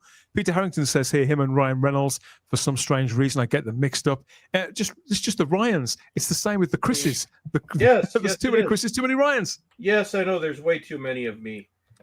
Of course, I know that like for Chris and Chris, I mean, I get our Chris confused with like Chris Hemsworth, you know, sometimes. So it is easy to confuse the Chris's. I am very buff. I just need to happens to you all the time, doesn't it, mate? Happens to another Ryan Gosling film that is, I don't think it's very well known, but if you watch the Place Beyond the Pines, he's sort of in the second half of that movie. That's a tough watch. It's dark. Oh yeah, it is a. Let me say this, folks. I recommend it, but you will not be in a happy place by the end. It will make you very sad and very depressed and somewhat scared. But it's I had to give that a shout out. And guilty pleasure, I do like The Notebook. It also has James Garner in one of his final performances on film. So that's a sweet movie. I like everything. I don't hate everything that isn't horror. I do like these things. I have never seen Barbie. To this day, I haven't watched it. No, I was the guy. Funny enough, by the way, across the street from Kimmel's theater in the Disney theater is, of course, the famous Chinese theater, which is now known as the TLC theater. I went to watch and do Barbenheimer. I saw Oppenheimer and Barbie back to back at that theater. I still gotta watch First. I've owned First Man since it came out on Blu-ray in 2018. It's still in the shrink wrap. I have not watched that yet. It is worth your time. Either. One of the best date nights of my entire life. It was a very good night for me when I took a girl to see that. It's not all about Ryan Gosling. I'm doing it now. It's not all about Ryan Gosling, the new Star Wars movie. We've got a broader cast confirmed here. So it's Ryan Gosling along with Mia Goth, another very curious actress. She's one of those, I'm not sure what I've seen her in, but I know I've seen her. Striking looking young woman. Happy to see her aligned with this. In-betweener Simon Bird is in the cast I love too. That show. It's brilliant. And Simon Bird has gone from show to show to show. Nothing very high profile. This is certainly the biggest movie I think he's been attached to. Multi-Oscar nominee, certainly, maybe award winner. Amy Adams is also in the cast, along with Aaron Pierre, who's the co-star of the Lantern show, the Green Lantern series, coming from DC Studios soon, so I can't wait to see him in both of those things. Matt Smith is confirmed to be playing the main villain. You may have changed my mind. Star Wars. Who's that? Starfighter. We don't know who Matt Smith. He was in House of the Dragon and some other things. He was in Terminator. But no, honestly, there are multiple actors here that I like. I like Amy Adams. I like Mia Goth. She's very strange in a wonderful. What have I seen her in then, Chris? Because I can't quite place. She's done the horror trilogy, Maxine, Pearl, and X. Other one. That's what she's mostly known for. Yeah. By the way, she got hired after Mikey Madison, who won her Oscar, backed out due to contract negotiations. I see. South. Yeah, Mikey Madison wanted more money than they were willing to offer, so they went to Mia. And it's reported that Mia's character is going to be a villain. Well, I could see that. She what was the one about the pool? She's scary as hell in that movie. What was it called? Yeah. It came out about 2 years ago. It's but she does evil very well. And Simon Bird, The In-Betweeners, Friday Night Dinner. And Matt Smith, like I said, great in that Game of Thrones show, and Terminator. Well, that's too bad, and Morbius. Oh, that's too bad. But he's not really known for anything else. So, and I got to say, kudos to the parents for giving this kid the name Flynn Gray. That's one of the best actor names I think I've ever heard in my life. Best actor. It's a great Star Wars name. They don't even have to change. I'm Flynn Gray. Yeah. Wow. I'm just looking up the name of that movie. That I'm going to suggest this if you want to see Mia Goth be very, very creepy. Okay, come on, stupid phone. I need to get me a new phone. I have no idea. Infinity. That's what it was. Infinity Pool. Check out Infinity Pool if you want to see her be creepy. Nice. She got a touch of the Linda Blair's going on. She's got a touch of the Satan. Well, in that movie, anyway. Hey Dan, has there been any? I know it's early days because this is not coming out for another 2 years. But has there been any details about when this is supposed to take place in the whole thing, or just sometime after? So all of the movies we've had so far, as I understand it, it takes place a good chunk of time clear of whatever episode 9 was called. Yeah, it's really after the sequel trilogy. Okay. Wow. I can never remember even the title of that film. So they're basically putting this as away from the crash site of everything as they possibly can, and it's intended as a standalone, self-contained story about completely original characters. Very good. Just set within the backdrop of the galaxy far, far away. So this is the best chance I feel they could give themselves of a kind of a restart, and something that could be judged on its own terms. I feel casting a conventional heroic lead, filling the cast out with these aren't untested actors. A good half of these are people we know they're good at the things that they do. I've not seen Aaron Pierre yet, but whatever it was that he's come off to go into Lanterns, the people who've seen him say that he's a great talent, and they're excited about him playing Jon Stewart. So I would imagine that he's going to be seen as a good signing for this Star Wars movie. And Sean Levy himself, in all fairness, he's made a lot of films too that I've enjoyed over the years. Some of them have starred, in fact, Ryan Reynolds, come to think of it, particularly The Adam Project. That was one of his, as was Real Steel with Hugh Jackman.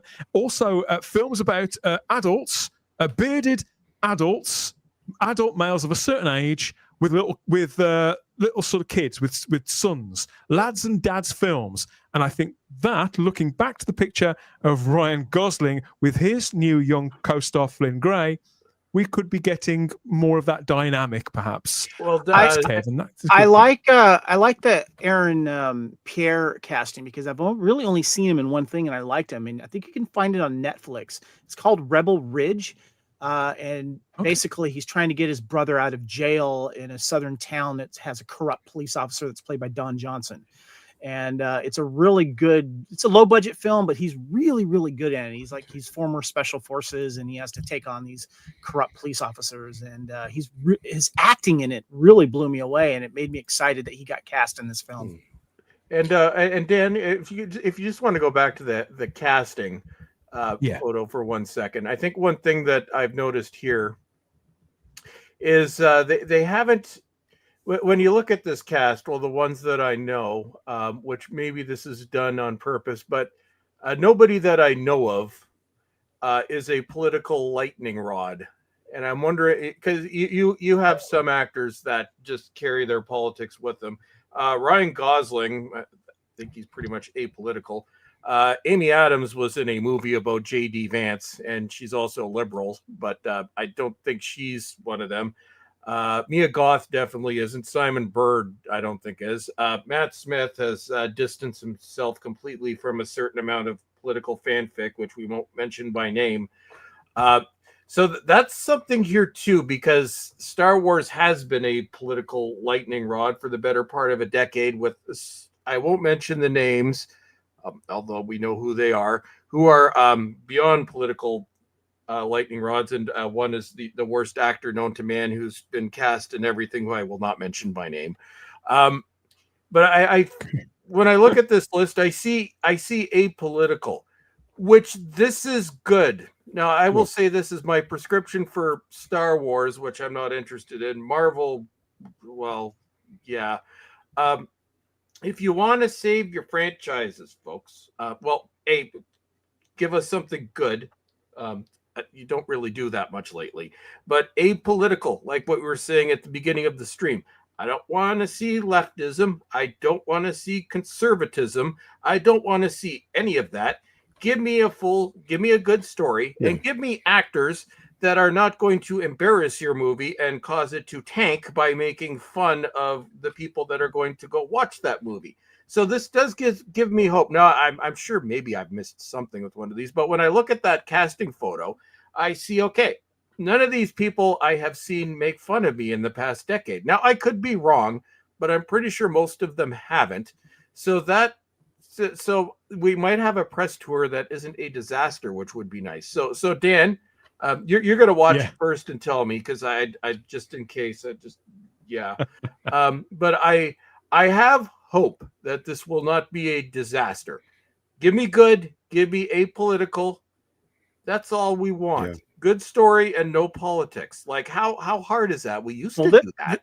This will be releasing, obviously, the 50th anniversary of Star Wars, which is also going to coincide with the return of Star Wars Celebration in Los Angeles. So all of that's going to be released around that time. I'm going to make a best effort to try and be there for that. And I don't know if Celebration is going to be before May, because usually they drop in April, the Star Wars celebrations.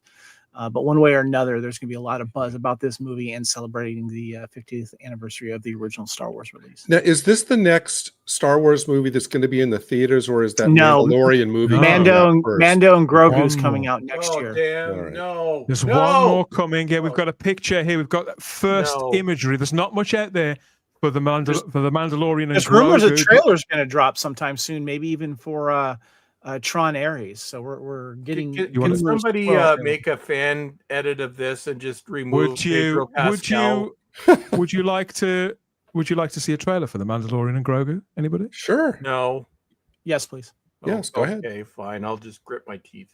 The 22nd of May 2026 is the date on The Mandalorian and Grogu. We've got this brand new image here with what looks like R4D4, a Grogu the Mandalorian, and that other guy. I think he was Zeb Aurelius. Zeb Aurelius is his name. That's easy for you to say. So there they are, and this film is readying itself for action next May.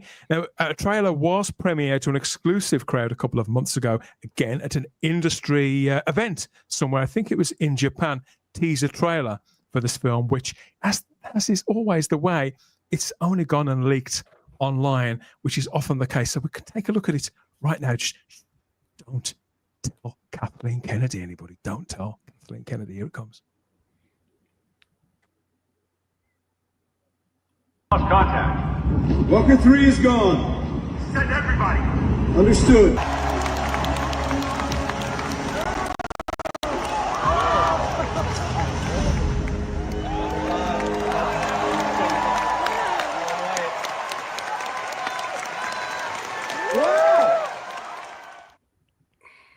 Yeah, that's that'll make $1 billion.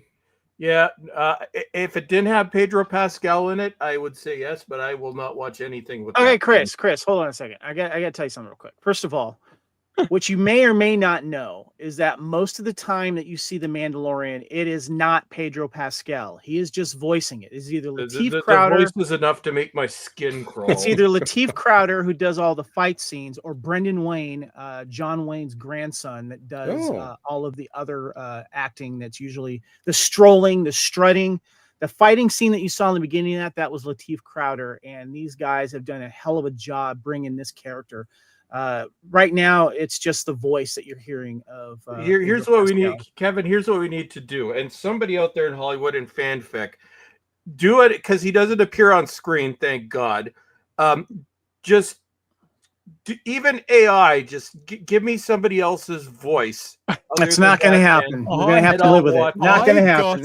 I have to say, I got goose pimples watching that trailer. So did I. Can't wait for it. I'm excited. The Mandalorian season 1 was the last Star Wars I ever actually watched. I would go see this movie based on that trailer. I don't know. Is the Mandalorian series, that's not tied to any of the other series, right? You could watch the Mandalorian series just on its own and have it be. Guys. Yeah, well, the Mandalorian. Guys, the Mandalorian I hate to say this. They've taken Disney have struck the stream down because I've shown that. Mandalorian takes place like 5 or 6 years after Return of the Jedi, and it's set up what we call the Mandalorian verse, and all the other Star Wars stuff that has come out is now becoming part of. Ahsoka is now part of the Mandalorian verse. I see. And there's been rumors that what they're going to do is once Ahsoka has their second season, and whatever else comes out, there's going to be a Mandalorian kind of. Now, I'm not going to say like Avengers type whole team up, but there's supposed to be another Mandalorian verse type movie that will come out years later. Okay, that's a very effective trailer. Are we still live? Yeah, okay, so just to catch up, everybody, Disney did act, and they did smite us there. I thought we'd probably done enough, and this is up in multiple places across YouTube, so I thought it would be absolutely fine. So we shall see where the dust settles on all of that. But that is The Mandalorian and Grogu, 22nd of May, 2026 for that. Dalek Lives Matter is in the live chat, says this is AI. No, it was legitimate, and that's why Disney chose to come after us there. Welcome back, says Lord Thoth. Oh God, they got zapped, says Mark. We did get zapped. We did. Darth Disney, says Lucy Meow. Disney, don't you have something bigger problems to worry about than us? We're doing your promotion for you, Disney. You do need this is only the second funniest zapping I've been a part of. Hey Dan, remember about 5 years ago you were on this stream? It was in the events of 2020, and we were talking about a certain thing that was happening at the time, and we got zapped, and I could barely get my channel back. Maybe it's my presence. Maybe they just don't like me. It's all Dan. Dan gets us zapped. Yeah, Welcome back. I took a chance. I took a chance on that. I thought it'd be okay. Heaven knows we're tucked away in a small corner of YouTube here. Evidently, it's not small enough. Normal viewing has recommenced, according to Pete Harrington there in the live chat. But yeah, that's The Mandalorian and Grogu too. If we've stoked your appetite for that, Grogu himself, Baby Yoda, as he was known, was quite a mini pop culture icon 4 or 5 years ago now. They kind of dropped the ball a little with that, but maybe there could be a second shot here with that movie that's coming up 22nd of May. 2026. Let us know what you think of whatever you managed to see in that trailer. And yeah, we'll get back to you. Of course we will. Okay, let's move on. See what we're not going to upset Disney anymore, are we? Maybe we will. Maybe we won't. I think we probably. There's a couple of guys in will. suits at my door. Should I actually answer it or?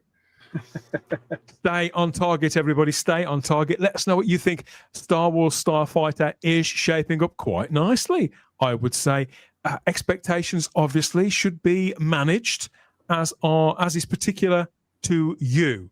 Particularly if you've been sort of wounded a little by Star Wars in recent years. You'll never get any judgment from me over that. The Mandalorian and Grogu is coming next year. So, yeah, we'll see where we are. After that, have they learnt their lesson? Have they got back on target? Let us know what you think there in the comments. Time to have a bit of this, I think. Got any dirty videos? Bet you haven't seen this. The Scotch Video Head Cleaner. It cleans up dirty pictures caused by dirty video recording heads. Oh, glory. Look at that bone structure.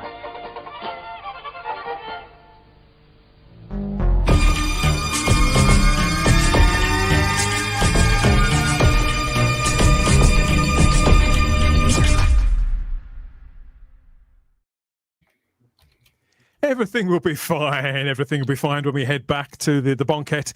The safe, snug, sort of. Is this safe? Maybe not. Actually, we've got multiple xenomorphs on the loose, as well as other creepy crawlies and nasties now as Alien Earth continues to move closer to its conclusion. It contained, this time for episode 7, a line that I never thought I'd ever hear uttered by anyone on screen. We'll come to that in a little while, as well as everything else. Another miniature pop culture icon has definitely arrived. Kev, will you be adding this pop vinyl of the eye and the sheep thing to your geeky shelf anytime soon, do you think? No, I detest pops. I'm not a fan of them, but if there's another non-pop version, like a plush version, count me in. The correct answer, of course it is, of course. Yeah, the anthology continues to grow, to evolve itself, this time on the small screen, and we've been following it through, haven't we? So it's been, when did the first film come out? 1979 was Alien, kicked off that legacy, or quadrilogy as it was originally called, and has been added to with various sort of prequels and semi-sequels and side projects and everything else. The plan to take Alien to the TV originated not long after that first film was in cinemas, and it's taken all this time to reach fruition, to bear its teeth. This comes to us from Noah Hawley. He's the lead creative, as they say, showrunner, writer, and sometime director of the various episodes. And together, us and some valiant companions have been treading through this series. Just 8 episodes. At times it's felt like way longer, and at times some of the episodes, which are like anywhere between sort of 45 minutes and an hour, have also seemed like they've lasted considerably longer too. It's all set just 2 years before the events of the classic sci-fi thriller, and the premise is that a mysterious deep space research ship has crash-landed on the Earth, putting humanity face-to-face with a set of fearsome, unknown life forms, beginning a biological arms race. And you've been getting our raw reactions and reviews episode by episode here on our big Alien Watch. Kev, it's been a few weeks since we caught up with you on this. Now 7 episodes in. So bring us up to speed on where you've been with this series so far. The cliffhangers have been great. Has that been enough to hold your interest? What's been your story with Alien Earth up to now? Well, first of all, I would like to remind you that that one episode that you were about to quit Alien Earth on, I said, we're going to get a flashback episode of the ship crashing. And what happened the next week? Well, we got it, and it was probably one of the better episodes thus far. We have, of course, some episodes that are better than others. A lot of them are kind of setting up the plot, setting up the character development. Yes, there's still a couple of characters that I'm annoyed by, but I'm looking at the bigger picture, and I like where it's leading right now. One thing I did want to mention, too, and when I was listening to the audio portion of the podcast that we release here on the Fandom Podcast Network of this Alien Earth show, which I love that you do that, by the way, Dan. I don't know if it was you, Gary, but someone had said that, and I totally get this, that we want to see the aliens, the xenomorphs lurking in the background. We want to see them be menacing that way. Yes. We don't want to see them like in the broad light or doing stuff like that. And it's interesting. That's an excellent point. And I felt that way before. But when I was thinking about when you said, that was you, Gary, that said that, right? What's funny is like, I'm at that point right now, though, especially when it comes to a lot of the alien stuff we've seen in the past. A lot of it's CG, especially when you get the Alien Predator crossover and it's a really dark setting. You get that as well. And one of my biggest pet peeves in movies and television is that when you showcase CG in low light, it gives you a chance to chintz out on background, and it gets really kind of like it's hard to see, and the herky-jerky movements. It's been very popular over the last 20, 25 years. What I found refreshing about this series, even leading up to this newest episode, I don't care if it's a guy in a suit. I actually prefer that. To me, I get this feeling of I've seen the aliens doing their cool, creepy stuff in the background, sitting and doing their camouflage when you watch carefully in that first Alien film, or even the first episode of this series where it's like part of the statue. That's great, but we've all seen the xenomorphs now. We know what they look like. I love seeing them in bright lighting now. I love seeing the guy in the suit because we're seeing them in a different way now. We're seeing them straight up. We're seeing them captured as specimens. Or in this case, in this latest episode, we're seeing them out in the jungle in broad daylight, creating havoc. And then like there's this relationship with our lead character, Sydney Chandler, now that has this power that can now not necessarily control them, but like communicate with them. And it made me think I love seeing these aliens in broad daylight now. I love seeing them where you see the background. I love that. I think it's great. And I think it's time that we have seen them now, and it's okay now. I do partially agree with you about this. I have to say, 45 years is sort of long enough to have things in the shadows. Yeah, exactly. I agree with you even about the man in the suit stuff. I think realistically, the films and this legacy and this brand has endured, and it had retained. I think I've used the word prestige before. I think it hasn't changed the feeling of Alien every time I've watched it. When I see it hiding there in plain sight, it still creeps me the F out every time. I think, you could say that perhaps it was time. A lot of people do believe this, that whether it's even Star Wars, for example, that some of these things should have the lid closed on them permanently. And I do understand that school of thought, and maybe Alien is a prime example of that. But having said that, I do feel that for me and the rabbi who's usually on the show, Happy Jewish New Year, Rabbi, if you're watching or listening along. Rabbi. But the rabbi is of the belief that Alien is not really a monster movie. To me, they are monster movies. They're monster movies and they're chase movies. And to be honest, when you put that stuff in the theater, in the cinema, that's sort of what the general public expect when they pay their ticket money. You've got to sort of deliver that. Whereas on the television, you can expand, you can explore, you can play with the themes and to sort of tune it up and to tune it down a little. The trick is for me is to make sure that it's still compelling, Kev. And the magic that this series has done, whether you've liked it or not, is it's introduced other creatures that are maybe as equally, if not more terrifying than the xenomorph. Now, we all love the xenomorph. It's not going anywhere in our hearts. I love my aliens. But the fact that you've been able to showcase these other creatures and you're just like, whoa, and to show that they have intelligence. They're not just dumb aliens. That was the hardest part of all, I believe. Episode 7 of Alien Earth is called Emergence. It's written by series creator Noah Hawley with Maria Melnick this time and directed by Dana Gonzalez. The synopsis says an escape plan is hatched, leading to a breaking of factions, betrayals, and a shocking confrontation. Things escalate here at all quarters, I feel. Episode 7 wastes no time picking up the story from another great, really tense cliffhanger last week. But does it ultimately change up the gears the way that I certainly need it to? I felt the last couple of weeks, literally when it came to the flashback scenes, Chris, we had Wendy, Marcy had completely disappeared. Last week, I didn't really feel she was present either. So I felt distanced from that character quite a lot. I was hoping for everything to start to coalesce here, particularly with episode 7. As we head into the finale, I've got a mixed review to deliver, but Chris, we'll start with you. What are your thoughts? Well, this will be the end of my trilogy this week of being a negative Nelly against Disney. Although, as it's unfortunate Rabbi isn't here, because we could have continued our discussion of what we expected from this, and I think we both expected very different things. Yeah.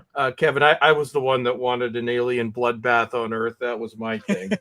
So I don't know exactly what I expected, but one thing that I did not expect to see the alien being petted on the head like a puppy. That was awful. That's no. No, she was wiping the blood off him. Let's get things straight here. She was not patting him. She was wiping the blood. Not a puppy.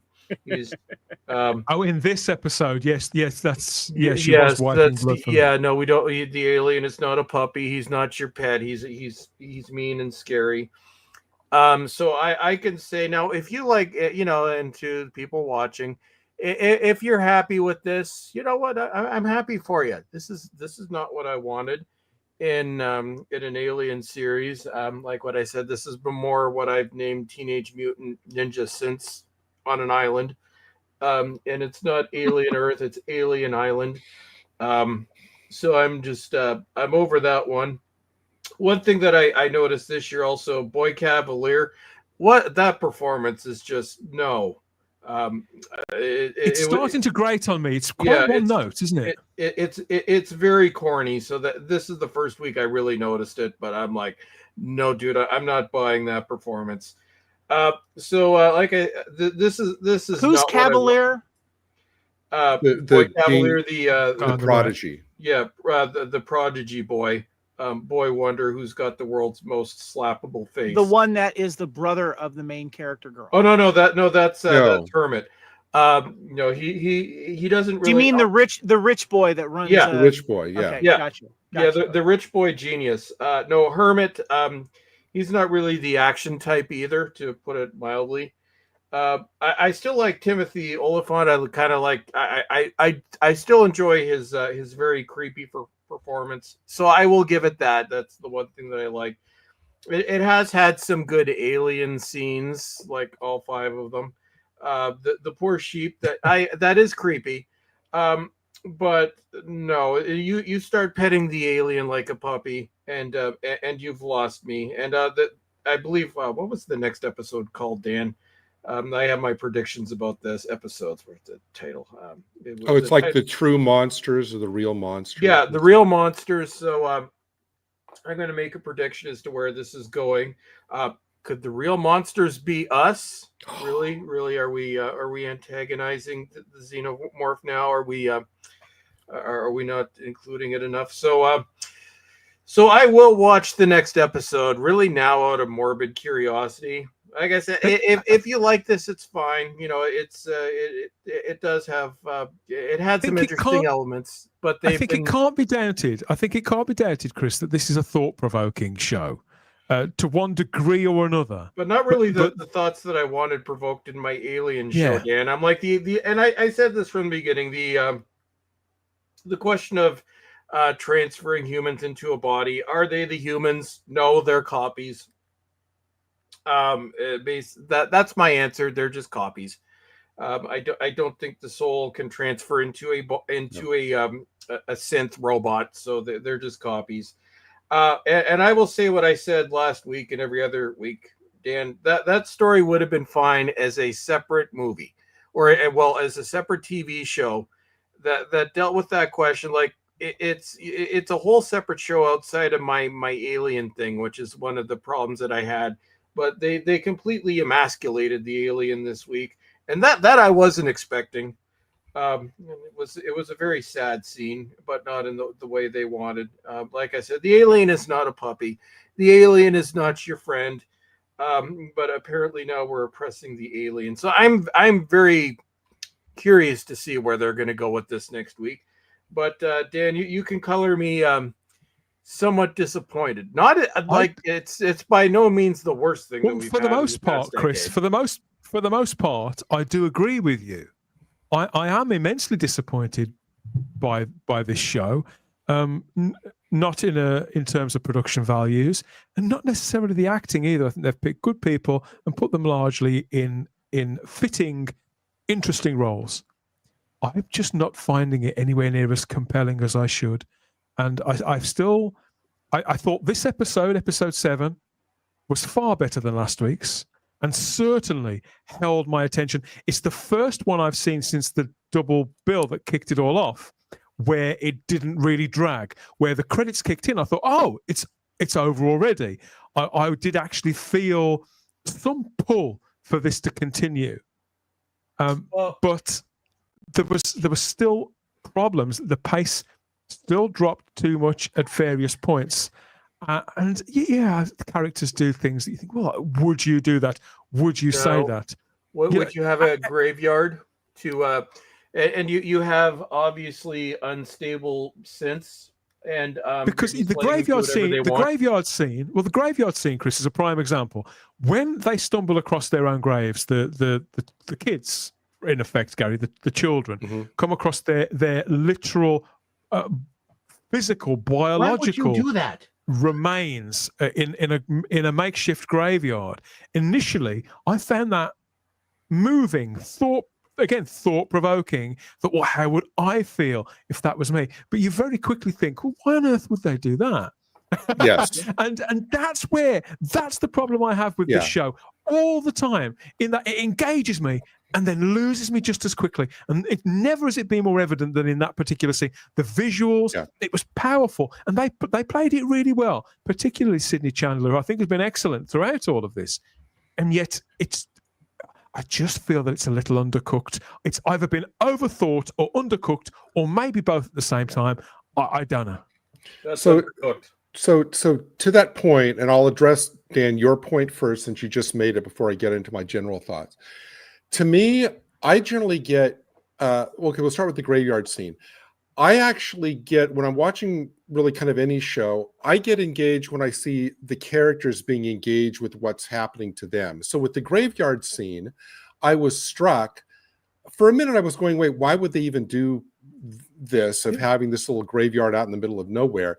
But the fact that none of them seemed to me that they would be, I guess they did on that a little, but it just seems like they would be more struck at finding their own bodies buried than they seemed to. It seemed like they were a little bit disengaged and a little bit kind of too clinical. Just like the fact that when Wendy goes and tells the other two that Toodles is dead, that just seemed to be, they went, oh, okay, and they were talking about, we need to get off the island or whatever. There was no real like moment there where they kind of like took that in, and where I, as a viewer, saw that it impacted them. Or with Dame Sylvia, she apparently assumes her husband's left. Apparently she didn't see him off or say goodbye or whatever. She's just, and then when she's told by the Cavalier that he did not, in fact, leave, that he was trying then to steal the kids. He turned off their trackers. He's trying to steal them now. She doesn't seem concerned in the slightest. She basically goes and curls up in a chair for a nap, basically, after getting this kind of stunning news. So it's the fact that a lot of the characters don't seem engaged with what they're being told or what's happening to them that kind of is one of the things that prevents my engagement. I mean, I have to say that at least scenes like that, which are really incongruent, are far fewer now. But a few weeks ago, most of the episode was made up of scenes like that. Well, we're kind of in the rush to the end now at this point. But in terms of my general thoughts, I will say, first of all, I'm waiting for the Mr. Strawberry Funko now. I hope they come up with one of those for that. Bound to happen, mate. I'm very grateful that we didn't get Boy Cavalier reading Peter Pan to us this week. I'm really glad we got a week off from that. Yep. They call this island Neverland. I almost basically will think they should call it Never Think, because it doesn't seem to me there's not a lot of rational thought going on on this show. This is a 44-minute episode. It basically took me 2 hours to get through it because I kept stopping to take notes about the illogic that I was seeing or things that were kind of striking me on each of the threads. So if we go with this, so with the Wendy, with this thread, what I call, this is the kind of Weekend at Bernie's part of the show for me, where we have the two kids kind of walking around the island with Arthur's body. I was kind of confused as why it takes two hybrids with super strength to carry the body of one of the guys when they should just be able to throw them over their shoulder and walk. This scene right here was striking because apparently and I know I may be going too much in the weeds, but this is the kind of thing I was thinking about in terms of what's the thinking on this. In apparently the 10 seconds that Smee and Slightly are hiding, the facehugger detaches, somehow scrambles up a tree, Arthur gets up and walks away, all without these kids or any of the guards seeing. This is the kind of thing going, things that could have been restaged to make it more tense. Maybe the fact that they're trying to, the guards are like almost catch them, something like that, where I'm not more focused on the things that don't make sense because of the way that the scenes are staging. I really want to know where they got this raft. I mean, they're in this mad rush to the beach. Did they stop and construct the raft to put the body on? Those are the kind of things I'm thinking about as I'm watching this.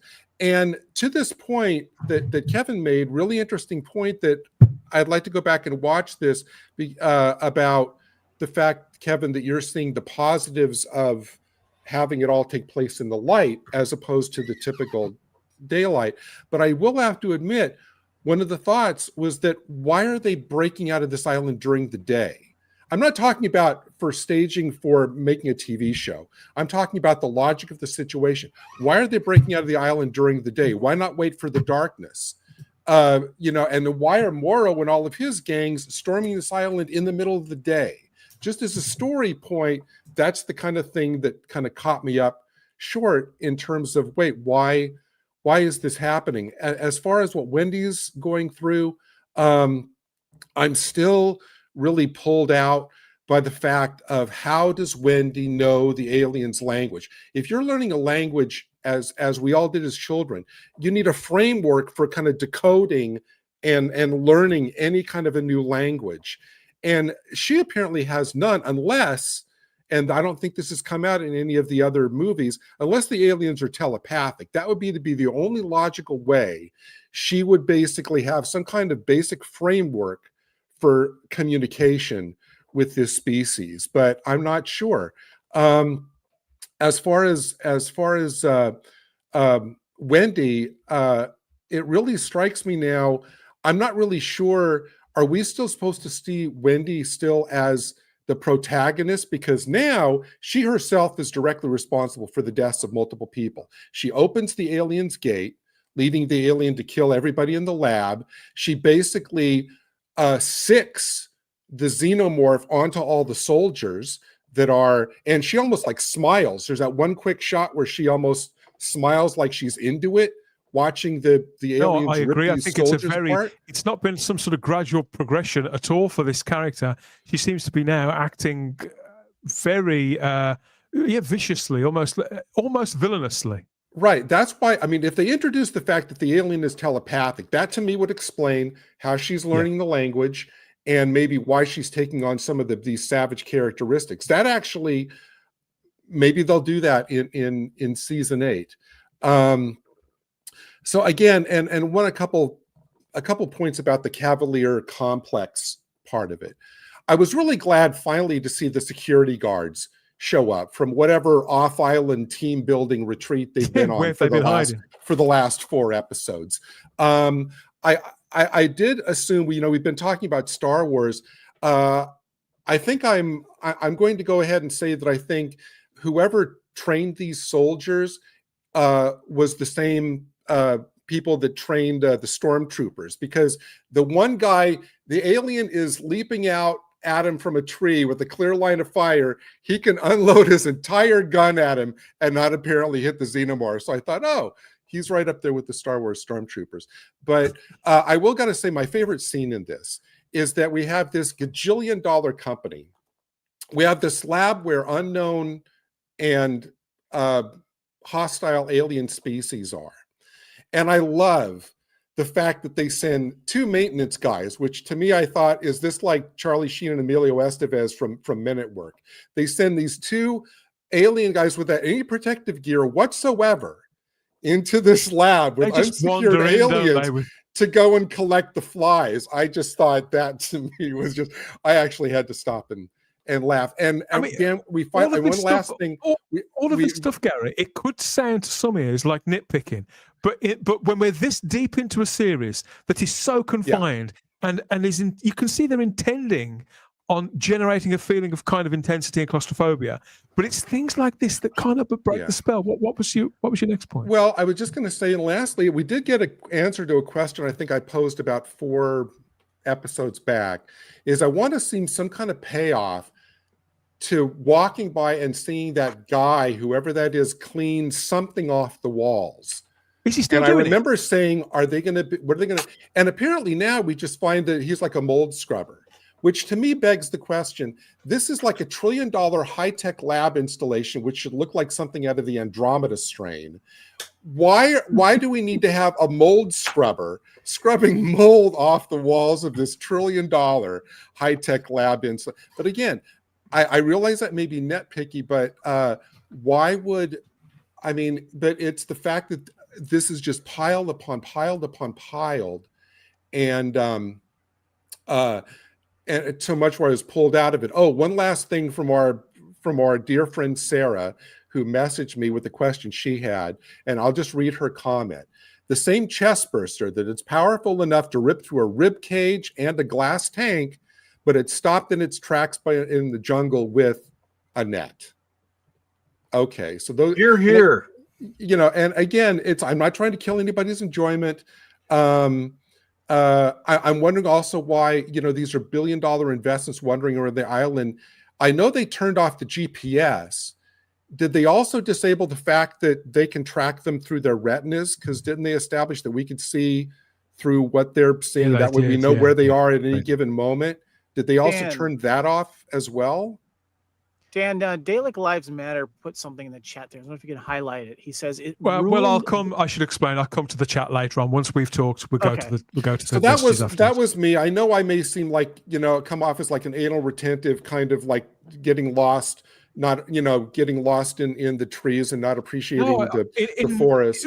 But how I feel about it is when a series, particularly something that's completely box fresh and something new starts, but even with something like this, I feel that when a series like this starts, begins to roll out its story, establish new parameters for itself, and evolve something that we may be familiar with, but maybe tell a different kind of story in a new way, or find a way to kind of deepen lore, or to just mix things up a bit for fun, because that's okay too. When a show does any of those things, I think if we've turned up with any kind of generosity and a willingness to be entertained, then it's kind of, I think it should be expected. I think the right thing to do is to go with something like that for 2 or 3 weeks to pick up the sort of the vibe and the intention behind the production, the kind of note they want to strike, what they're trying to say about this particular universe and lore, what they're trying to bring to it, what amuses them, and what they're trying to provoke, I suppose, in the viewer. However, when we're 7 episodes in, I think that everything you've said is more than fair. You know, that again, when people nitpick in week 2 or 3, I think, oh, come on, give them a, you know, we don't really know where it's going. Now we know exactly where it's going, and then therefore all the things you say, I believe, are completely fair. Kev, I've also heard from the rabbi from another planet this week who couldn't make this show. He's loved every episode of this pretty much without exception. And he left me a message saying that he really didn't feel this one. He was bored by it. And yet I found it, as the guy who wants the monster movie kind of thing, I want to see them being stalked through the jungle. This was a lot more, for the most part, what I expect. But, you know, you've heard our various takes there. Are we just a bunch of grumpy old so-and-sos, or what do you think?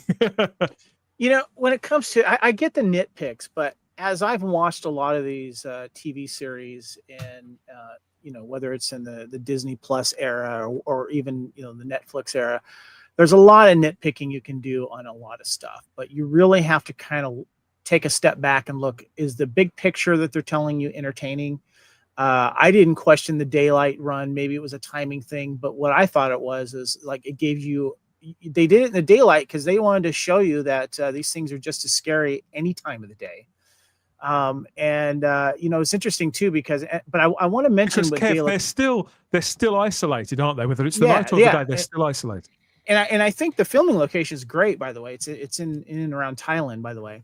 But what's interesting is that we're getting a lot of interesting. I'm not going to say lore or backstory about the creatures themselves. And I have to mention this now because Dalek Live says it ruined the lore of the xenomorph, unforgivable. What lore are we talking about? When you think about the past of all of the alien stuff that we get, we really don't know a lot about the xenomorphs themselves. And so there's really no lore. And that's what the brilliance of this series is doing, is it's shedding light and creating lore for the xenomorph. Because as far as I've seen, other than in the cross movies with the Predators and Prometheus, they've still been this scary thing. It's all been about there's a nature, I suppose. Yeah. There's the nature of the creatures themselves, but I think that's different to lore. And what we're getting now is maybe a story or something we haven't yet learned about Sydney Chandler's character, of how she's able to communicate with these xenomorphs or aliens in general. Maybe that still has to come to fruition. But what I find interesting is that we're getting this. If you think about it too, the aliens in Aliens followed a queen and paid attention to the queen. When the queen told them to back off because Ripley was about to flamethrow all the eggs, they did. What we're seeing is a similar situation here with our lead female character. She knows how to communicate with them, and it did not kill them because she actually learned. How many times have you been in a situation where you didn't know what someone was saying because of their language barrier? When you learn their language or you show respect for their language, it's a completely different story. When you learn how, like, remember in 13th Warrior, when he finally learns out how to listen to these people that he's going on this store with, and the famous line is, I'd listen. And that's what's really fascinating about this episode, is that there's a communication now between our lead female character and the alien showed respect for that. I hadn't thought of that. I do agree. Well, I hear what you're saying, but it still seems to me, and again, I'm not trying to pick apart what you're saying, because your point's valid, but it seems to me that there needs to be some kind of, and I'm not saying go too much into weeds, because the story has to have motion and keep moving, but still, I just keep saying, what is she, the clicks and the purrs and the stuff that she's using, again, she doesn't even know what she's saying, because she says, I think I told him to do this, right? In this one, I think I told him to go hunt and follow, or no, hide and follow.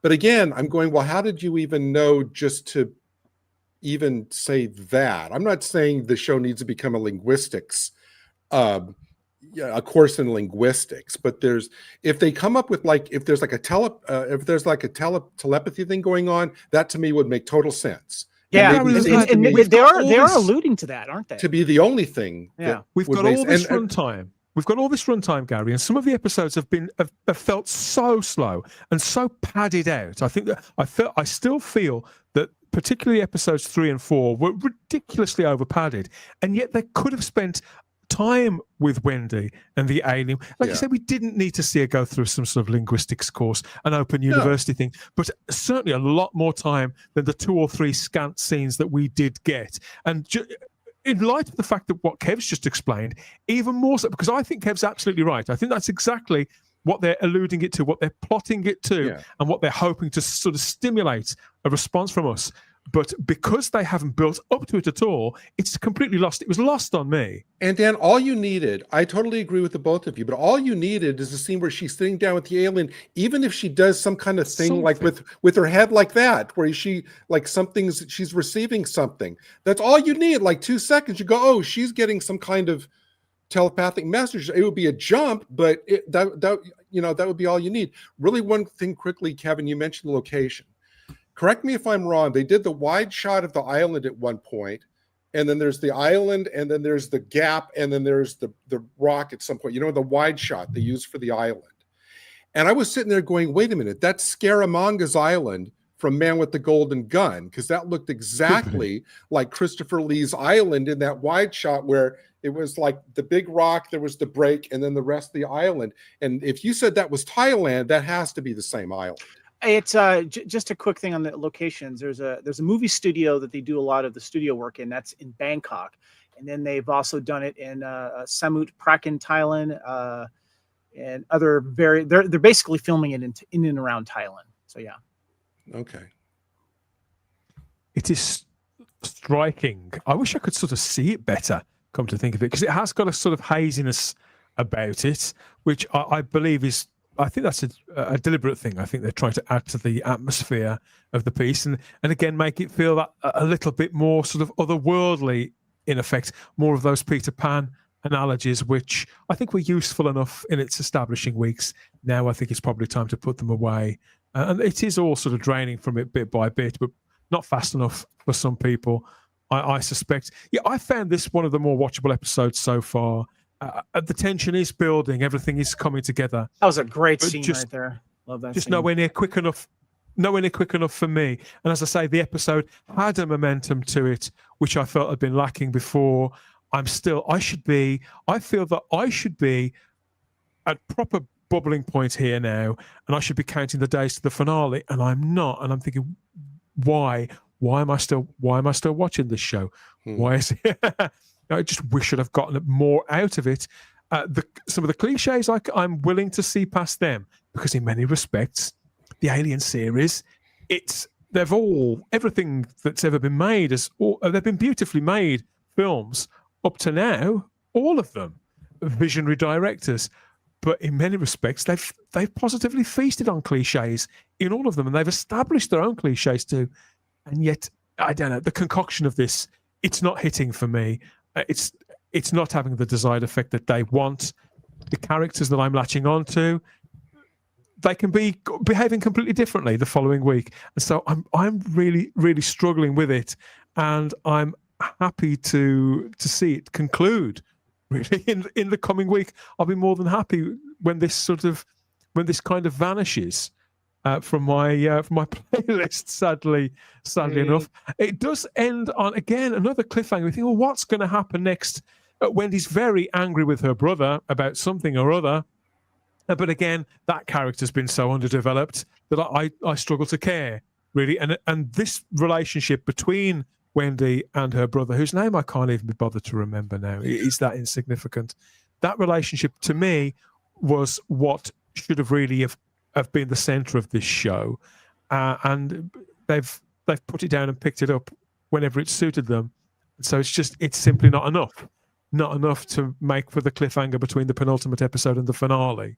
So yeah, I'm just deflated by the whole thing, I'm sad to say. Yeah.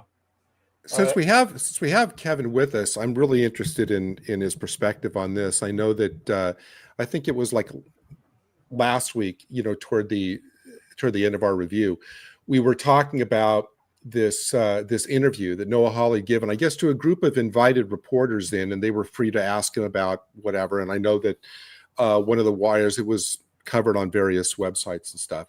And one of his answers to the questions about where does this take place, why did you have this take place where you did, is he said that his Alien series for him is the first two movies.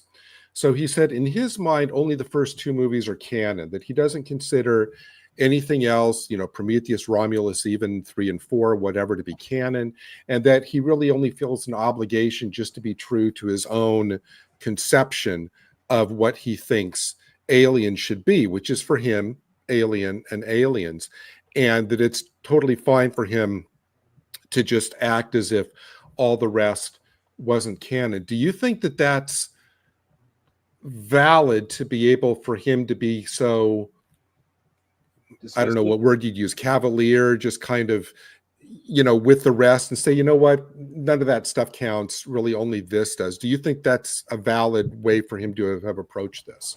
Yes, and a good example is the movie that we never got. And by the way, yeah, he has said that he's confirmed that the events of Prometheus and Alien Covenant will be ignored, which I'm fine with. I did like Prometheus. I hated Covenant. Hated Alien 3.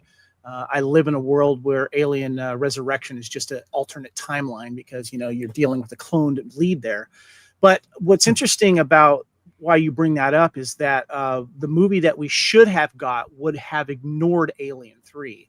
The director, I'm sorry, for District 9 was getting ready to basically give us a sequel to Aliens with the return of Hicks and the return of Ripley, and they were all ready to come back. He even teased the pulse rifle. He was ready to make that, and then it got yanked from him by Ridley Scott and the studio. And I'm fine with him doing that and giving him the say-so, because I feel like Noah Hawley is kind of like me as a fan, where Alien and Aliens are basically it. And the rest are just kind of fun candy fodder. We get aliens battling predators. It's fine. It's entertaining. But when it comes down to the lore and what we really like, it's those first two films that really sit with us. And I'm fine with him doing with what he wants and telling a story of when we go back and watch those two movies now. And if you just want to be a purist and watch those two movies, now you have some history of the companies. Why are they sending these people out? And why they have this hidden pretense that, okay, you go ahead and go search for this other weird alien, and you go ahead and search for that weird signal that you hear they're saying. Yes, you can keep whatever you find. Well, so are we when you get infected and you come back and we have samples that we can mess with. And so that's my brain canon when I go into this and this series. And I'm glad that he has taken that approach to it, and I applaud him for it. Okay. Let's go and find out what people have got to say in the live chat there on YouTube and Rumble. People have been listening to us discuss episode 7 of Alien Earth. They're from FX and Hulu Emergence. We've got some comments to get into. Let's go and find out what they've got to say. I'm going to tell you how it's going to be. With Scotch's lifetime guarantee. Take what you want both night and day. Then re-record, not fade away. Re-record, not fade away. If it's Scotch, it's guaranteed for life.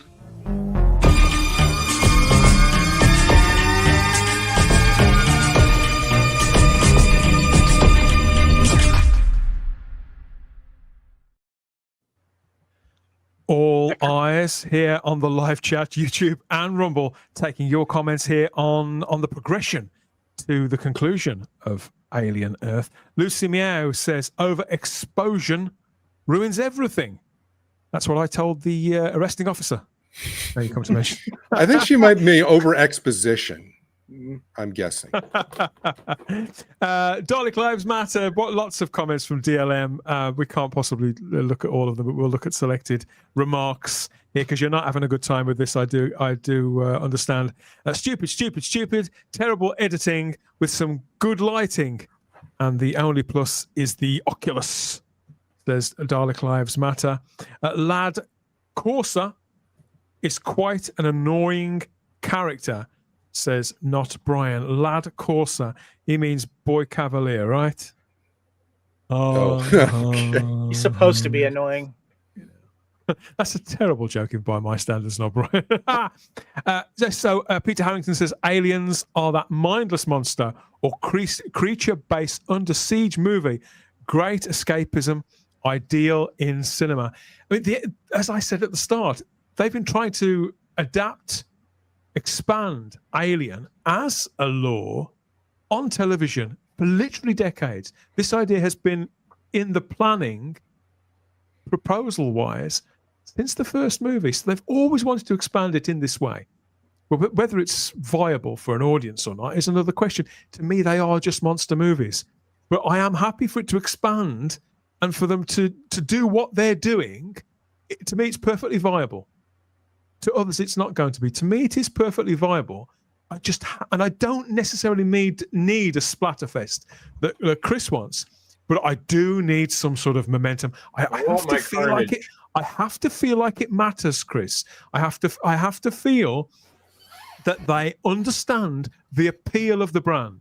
And I do feel that the unease and the tension, the suspense, the dark corners that Kev described, that is absolutely integral to the appeal of Alien. And wherever you put it, that must be retained, must be.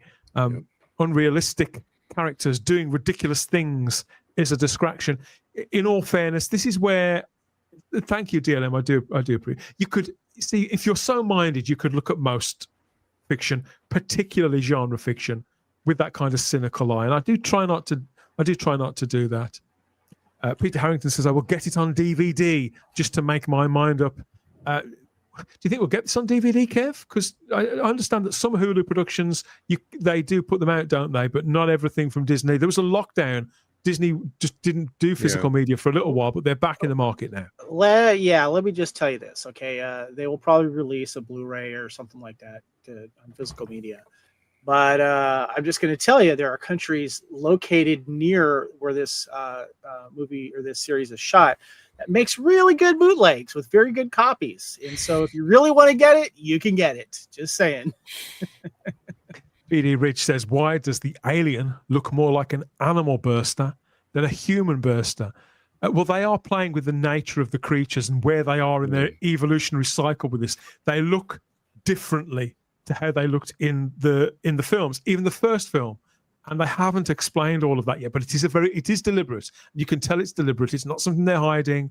This, as I've said several times, this hasn't been thrown together, the show. But everything that's on screen, there's a decision there. Whether it's a viable enough one, whether it ultimately leads us anywhere worth going, Kev, that's a different question, isn't it? The better question to ask, too, and I need to ask you guys, too, the more serious question is, whenever you do see one of these chest bursters come out, do you also sing to yourself, hello, my baby, hello? I mean, yes. Spaceballs. Anyone else go to Spaceballs? That was in my notes. That chest burster should have had a top hat and a cane.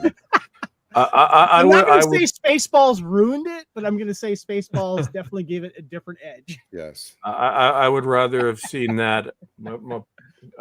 I'm not looking forward to seeing. This is my prediction for next week. I'm not looking forward to seeing the xenomorph neutered and the humans to be the bad people. I will admit if I'm wrong, because I am wrong. I've done it in the past. There is a lot of cliches in this, and I do feel that they are spelling it out where it's going, and that's fine when you've got a show that is aimed at a mainstream audience, and Alien is a mainstream brand. But in the case of the show, the fact that it's not on Disney Plus, it's on FX and Hulu, also denotes the fact that it's not as mainstream as their other content. And I don't think it's been marketed at all in a mainstream way. I think they have sold it as basically as a show for geeks.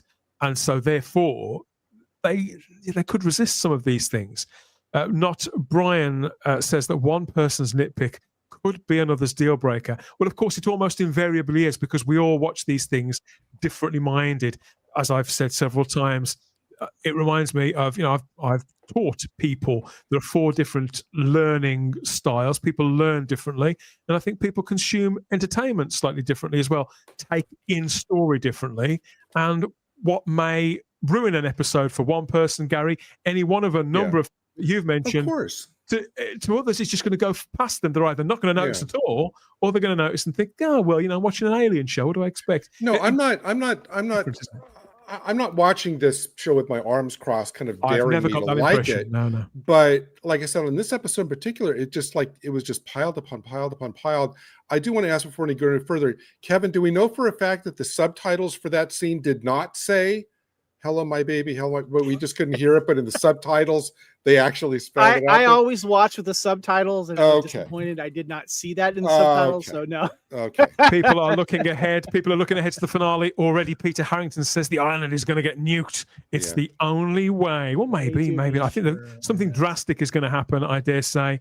Nicholas Horton has looked ahead to The Real Monsters is the title of the finale. See, I tend not to look at that sort of stuff. They shouldn't put out a trailer. They probably already have that I haven't seen, but my advice is they shouldn't even put out a trailer for that. I agree with you completely. Yes. Yeah. No, I agree with you. What else have we got? Poor xenomorph gets victimized by capitalism, says Lucy Meow. Oh, it's too late for me to wade into all of that. And Rose Kirby says, what I've seen of Alien Earth intrigues me, but I just don't know if I'm going to buy it on Blu-ray or DVD. I'd let the dust settle for a little while. Rose asked, by the way, where this series sets in the timeline, and I put the timeline in the chat there. So. Yeah. We've been asked that every single week. Actually, mainly by you, Rose. We've been through that several times. We can't keep answering the same questions every single week. But thank you for the engagement. Thank you for the comments. I have it in front of me if you guys want to know. I can tell you guys. You guys are curious. Kev, we've put it on screen every week. Okay, good. All right. We've got it here. We put it on screen every single week. We love you, Rose. I mean, if they did put this on DVD, I mean, I would hope, I probably wouldn't buy it. I would hope that they'd have one or more commentaries by Noah Hawley on these episodes. See, even though it is important to some extent where this is set, it's not something that I believe. Again, different people are going to, I suppose some of us, just like I've just explained, people receive these things differently. To me, yeah, tell me when it's set, and then I don't really think about it. I get immersed in that production on its own terms. And then after it's wrapped up, I'll think, okay, where does this now, put it into perspective, where does this fall into line with stuff? Then I'll think about it then, rather than going week by week by week. But this is set then, this is set then. It's just not something that plays on my mind. But it does seem like I'm in a minority, because we do get a lot of comments about this every single time. People can't get past it.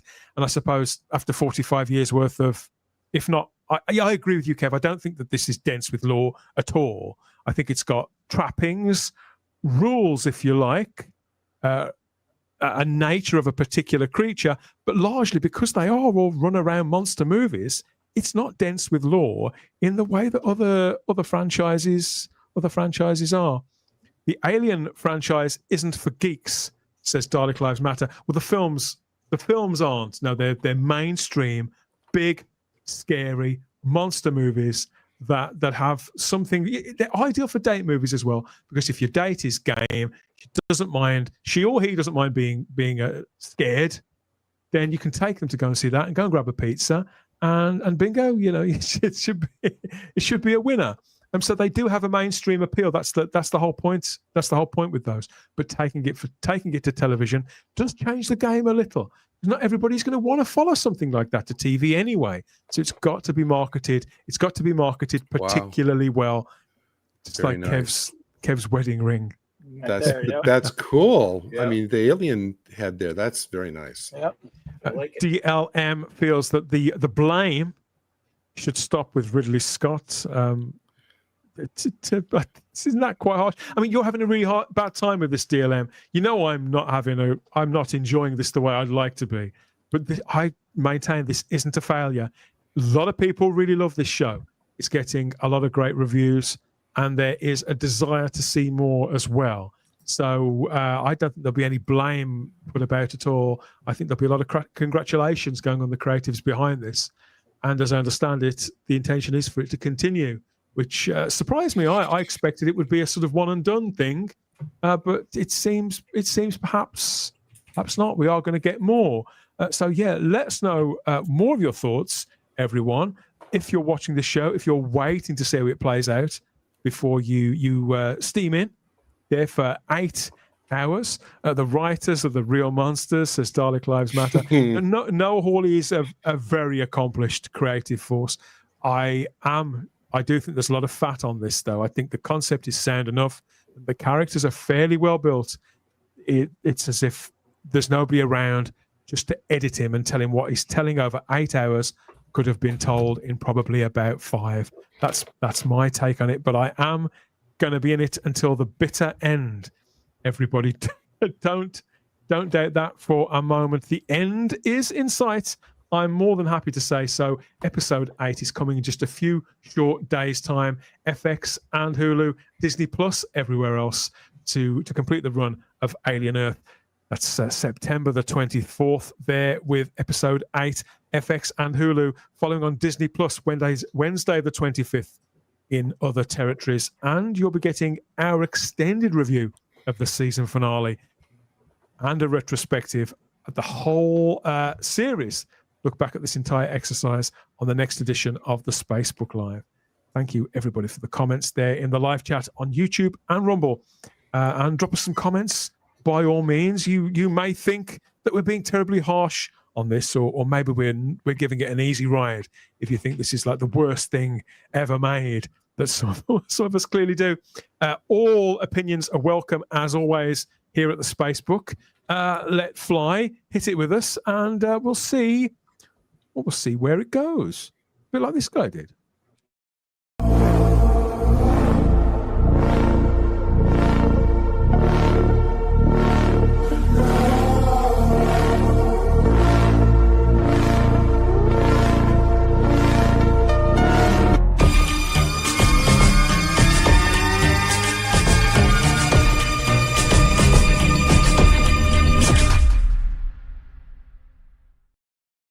I thought that was going to be another PSA for a second. The force was definitely with him, I feel, Kev. The singing skeleton with the videotape commercial that lives rent free in my head right now. I love that guy. Yeah, that was from the same studio that went on to create Wallace and Gromit. Those adverts are like 40 years old. Huge That's parts great. I love of it. British culture. Awesome. I had one of those head cleaners. Yeah. Same here, yeah.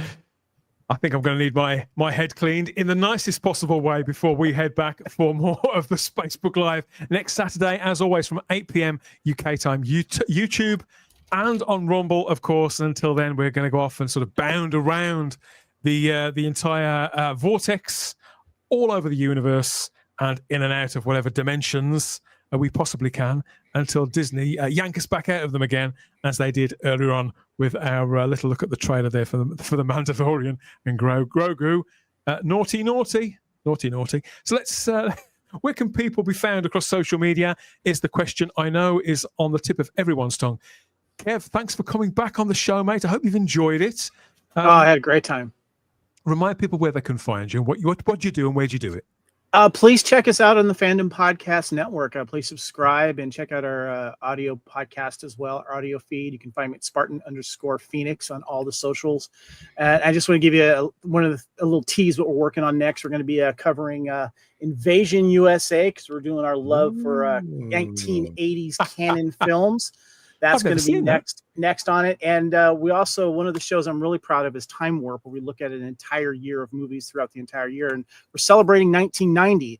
And September is the gangster month that we're going to be telling you. If I told you that these films, Goodfellas, State of Grace, King of New York with Christopher Walken, and Miller's Crossing all came out in September of 1990, would you believe me? It is true. So stay tuned. We're going to be talking about all of those coming up soon. Albert Finney is so good in that. Oh God, yes he is. Especially when they try to kill him at his house. He's like, nah. It's Kev up on the Fandom Podcast Network and on X as well. How about you? How about you there, Chris? What have you got for us this week? I mean, obviously, again, despite everything going on with Jimmy Kimmel, our thoughts, as ever, are with Frank. Any updates? Yes, we were shared this image recently, and we're concerned that Frank may be in a cult. So we're not entirely sure what's been going on. So if you remember the story of Frank, he did some very bad things on New Year's Eve, got arrested, ended up in jail. Very bad things happened to him in jail. Then he was kidnapped from jail. Last time we saw him until now, he was being forced to wear a dress by some creepy people, and then he completely disappeared. And then this picture showed up this week. So the rumors abound are, is Frank in a cult, or is Frank possibly leading the cult? I don't know how it came to this. And as you know, last week, Professor Dinkles was in trouble because he had been accused of stealing Frank's money, the GoFundMe to locate Frank to buy a new hat. And his latest statement is, well, Frank wants to get involved in degeneracy, and whatever this is, we're getting tired of this silliness. The money is much better spent on a very spiffy hat. So we don't know what's going on with Frank right now, but this is a very ghoulish picture. We could see crosses and what looks like possessed dogs in the background. I have no idea what Frank is up to. He's a very confusing individual. Chris, I don't want to worry you, mate, but the last time I felt like this amount of worry, it was over that chick out of Smallville, and we know what happened to her. You know. Oh, that's right. Oh, it's talk about a cult. Looking good. It's so is this some Nexium stuff? I don't know. We'll keep digging into what's going on with Frank and see if we can get any more updates. But yeah, he's the shame of the Dinkles family right now. So down with Frank. The longer they're in, the harder it is to sort of get them back out again. That's the sad truth of the matter. Obviously, just keep us informed as ever. And if people want to find you on social media and at YouTube, where can they find you, Chris? I'm on YouTube. If you want to learn about horror movies, you can find me at Cultivated Media. If you want to lose faith in humanity, just follow my Bulls Trek account. And at one of these days, maybe there'll be a YouTube video on the YouTube channel where I yell at things. So yeah, that's the thing. Yeah, we're talking about further plans here at the Spacebook Live for the rest of the year once Alien Earth wraps up. And I do feel that we're really putting you through it in particular with this, Chris. So I do appreciate your 1 week left, and then yes, I can have my weekends back again. Although Dan, it's not as bad as when I spent 8 weeks covering that show, which we don't mention on here because I had to spend the entire week with that, and that was the worst experience ever. At least this, I'm just watching them once and then talking about it. But as bad as I think this is, or as disappointed as I am, this is still leagues ahead of that terrible thing I had to watch in the spring, which shall remain nameless because we do not mention that. Just to cheer you up, although Dalek Lives Matter here in the live chat has got it mixed up slightly, we are looking to cover your favourite actor in what's set to be a very high-profile genre show next year. DLM has got the superhero wrong, but Nicolas Cage is still Spider-Man Noir. That's coming. I think it's coming later. Yes. Okay. Maybe in the new year. So who knows? We may be looking at that episode by episode too, because as we know, he's your favorite actor, is he not, Chris? Yes, he is. Unironically, long live Nicolas Cage. I'm excited because he's going to be playing. I believe it's John Madden in the John Madden story coming, I think, to Amazon or something like that. And being a big Raiders fan of American football, I'm excited to see his portrayal of that character. Who's John Madden? Kev? He was the coach of the Oakland Raiders in the 70s. And football. He brought us a Super Bowl. It's sports ball. the sports ball. Well, I watched Renfield last night, which I watch every year. Nicholas Love Cage that plays movie. Dracula. As long as you can ignore Aquafina or just kind of drown out her voice. Outside of that, the movie is awesome. It's one of my yearly traditions, and it's one that I recently upgraded to 4K. Even though it involved buying it from a company that I've had a ongoing dispute with the past year. There's a great documentary on that. It's an hour long, How I Survived Making Renfield, which is worth watching. So yes, there's a documentary on that. That's cool. On the Scream Factory one. Yeah, it's on the it's not on the 4K, it's on the Blu-ray, but yeah, it's a full hour long documentary, which is actually worth watching because occasionally they still have releases where they don't drop the ball. So that's the other thing that I'm pushing for. We're going to have an intervention with Shout/Screen Factory about some of the things they are doing. All right. Last year, Gary mentioned to me Aquafina. I'd never heard the name, didn't know what he was talking about. I Googled it, and I think I didn't sleep for about 72 hours. It's the most grating voice on earth. I won't go there again, Gary, but I've just had a flashback there when Chris mentioned it. It took me quite a long time to forget. So I'm going to have a stiff drink and hope that it'll pass.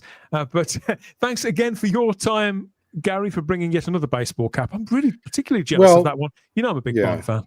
Absolutely. Thank you so much. I love being here every Saturday and also on Thursdays for the big Type 40 extravaganza. And on Sundays, I'm on Sci-Fi Chronicles, where we do our weekly 2-episode watch-along of Stargate. Tomorrow, I think we're starting season 3. Wow. And right after that, we add an Agents of S.H.I.E.L.D. watch-along that we're starting immediately after. That's a great show as well. I love Agents of S.H.I.E.L.D. So there you go. And you can find me on Facebook under either Retro Doc or Gary Akers. Can't say much further than that, can you? There's no fat on that. Unfortunately, there is a fair amount of fat on Alien Earth. What's the finale going to be like? We'll all find out together, won't we, next week? But for now, I think we've got to sort of keep our fingers crossed. Is it a feature-length one? I think it could be. Oh, God. Is it going to make the landing? Oh, is it? Oh, dear God, no. Let's blow this thing and go home, everybody. We'll see you out there somewhere next time. Take care of yourselves. Bye-bye.